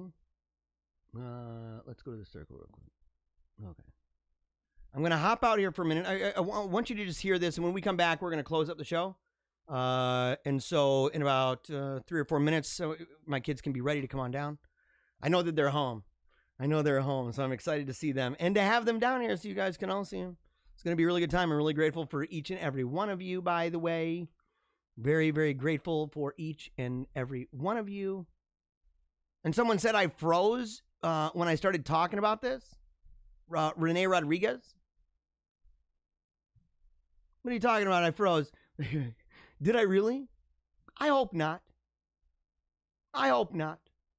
And Paula says, got an extra shot today. Talking about the shot of whiskey. You better believe it, girl. You better believe it, woman. I'm dishing it out every single day. I'm pushing pedal to the metal. Ain't messing around. This is high octane junk. And it's one of those things. People can say, well, dude, you're a wild man. So you better believe it, man. Every day for 2 to 3 hours, I'm giving it every single thing I got, cranking it up, man, to 11 bazillion. 11 bazillion. Gazillion. Blah. We're doing it, man. Mark says, so if you realize that social, did that cut you off, man? I don't know about any more of that. Not entirely sure what you mean, Mark Atkins. It cut off your comment. Yeah, Gladys says, no more demonic overlords. I'm totally with you 100%. James Marone says, money printer. Exactly. It's what we're dealing with, man. It's money, money, money, money. Money. This is what it is. Money, money, money town. Money, money, money. Power, power, power for the overlords who hate you and wish you and your religion would die. And you need to understand that we ain't playing footsies with these people. There ain't no pickup sticks with these people. This is war, by the way.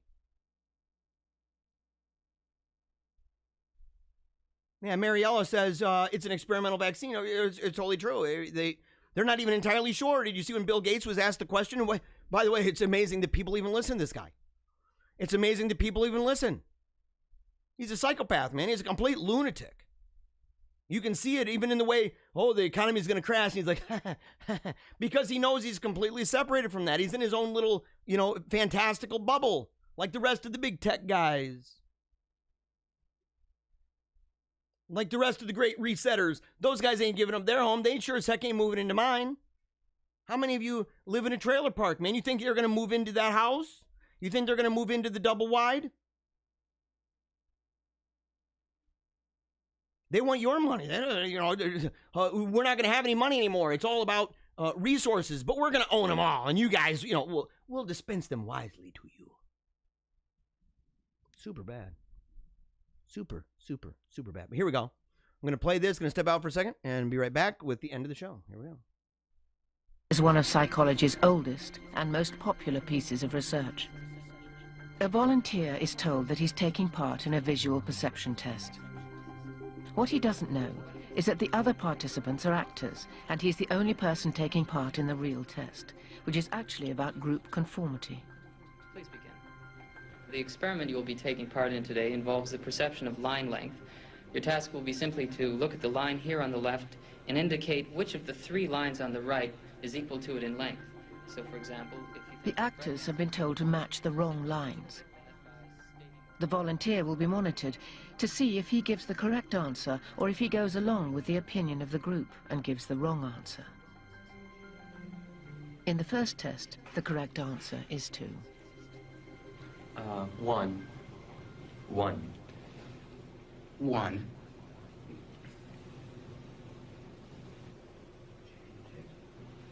2. 1. Once again, the correct answer is 2. 3. 3. 3.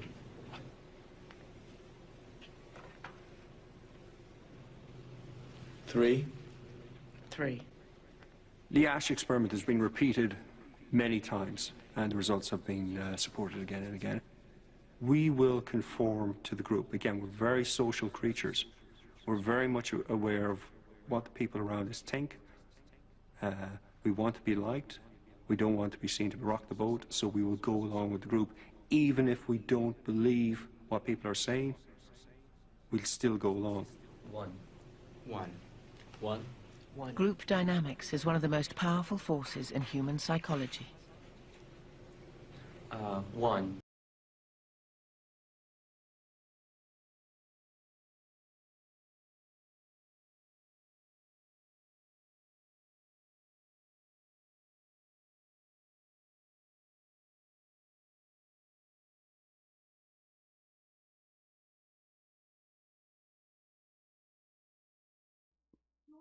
Yes, it's true. Sorry about that. My audio was off. Yes, we're done. And so, yeah, sorry about that. The audio was off. I want you to think about it that any time that people are thinking things and saying things that you never imagined that they would before, you need to realize the power. You need to realize the power of this. Yeah, my son is yelling, "Papa, Papa, what's going on over here?" We'll go ahead. We'll go to the main screen. Why not? Oh, hold on a second. Here we go. So we're over to the main screen. We're over to the main screen. Oh, you want to sit with me, buddy? Yeah, he knows this. He knows this. Ah. But I want you to think about it. I want you to think about the way that those pressures work. To have a little bit of empathy, but also to know what you're up against and know what we are up against. Because this show is not just about talking about the negative things. Like I told Joe earlier, and by the way, I want a big, huge thank you to old Joe P from the Frontline with Joe and Joe. And be excited because he's going to be back on Friday. But like I told him, we aren't the drive-by. You can have a drive-by media, but we're not playing that game. I mean, I know a lot of people, that's all they do. They just show negative thing, negative thing, negative thing, and they don't deep dive into that and explain what are we going to do. And this show has to have some kind of result. It has to have some kind of a program that says we need to move forward and we need to provide answers, because all of those in power, the chariots and the horsemen, they have failed us. They have failed us. And in fact, it's one of those things we should have never put our trust in them in the first place. We should have never done it in the first place. So, all right, here we go. Here we go. All right, everybody. Make sure, if you love the show, I know you do, make sure to share it. If you have not shared it with your friends, and if you love it, I'm serious, if you love this show, share it with your friends. Let your friends know, okay? Let your friends know. You got to like it. You got to subscribe. If you haven't subscribed yet, you got to do it. We love you for it. Make sure to go to Paleocratdiaries.com. You can subscribe today. It's totally free. Or you can become a member. It's $5 a month. And you are a full-blown, dyed-in-the-wool member. You got to hurry. Little Wolfgang's coming down. Little Ailey's coming down. Yeah, look at this. Get Wolfie in here. Come on, come on, come on. Look at this. We got to get this guy. Yeah, there's Wolfie. There's the Wolfgang. We love this guy. Make sure if you want to do interviews like you saw today, or you want to have me on your show, or you'd like me to do speeches like the ones you've seen at the rally at the Capitol in Lansing, or that will be on the 23rd at the Capitol in Lansing, make sure to reach out to us, paleocratdiaries@gmail.com. Check out Paleo Cheese Podcast, The Meaning of Catholic, for more of my work. On paypal.me/paleocrat to donate. We are grateful. And as we say every time, never give up. Keep on smiling. And memento mori.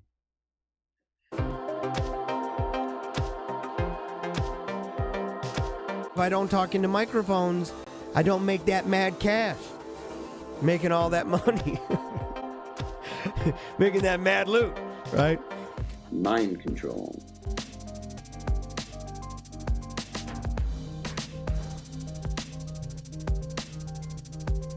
So we see the minority elite imposing their ideology on an unwilling and resentful populace. This causes a backlash. People get ticked off. The left is working long and hard to make us feel as if we've done something wrong. Worse yet, that we are the problem. Don't let people just rip on your heritage. Don't let people just rip on your traditions. Don't let people rip on your heroes. Stand up for what you believe, what made you who you are. So unless this disenfranchised majority begins standing up for what they believe in their heart of hearts to be true, I think we'd be left with nothing more than a dirge, maybe a funeral procession.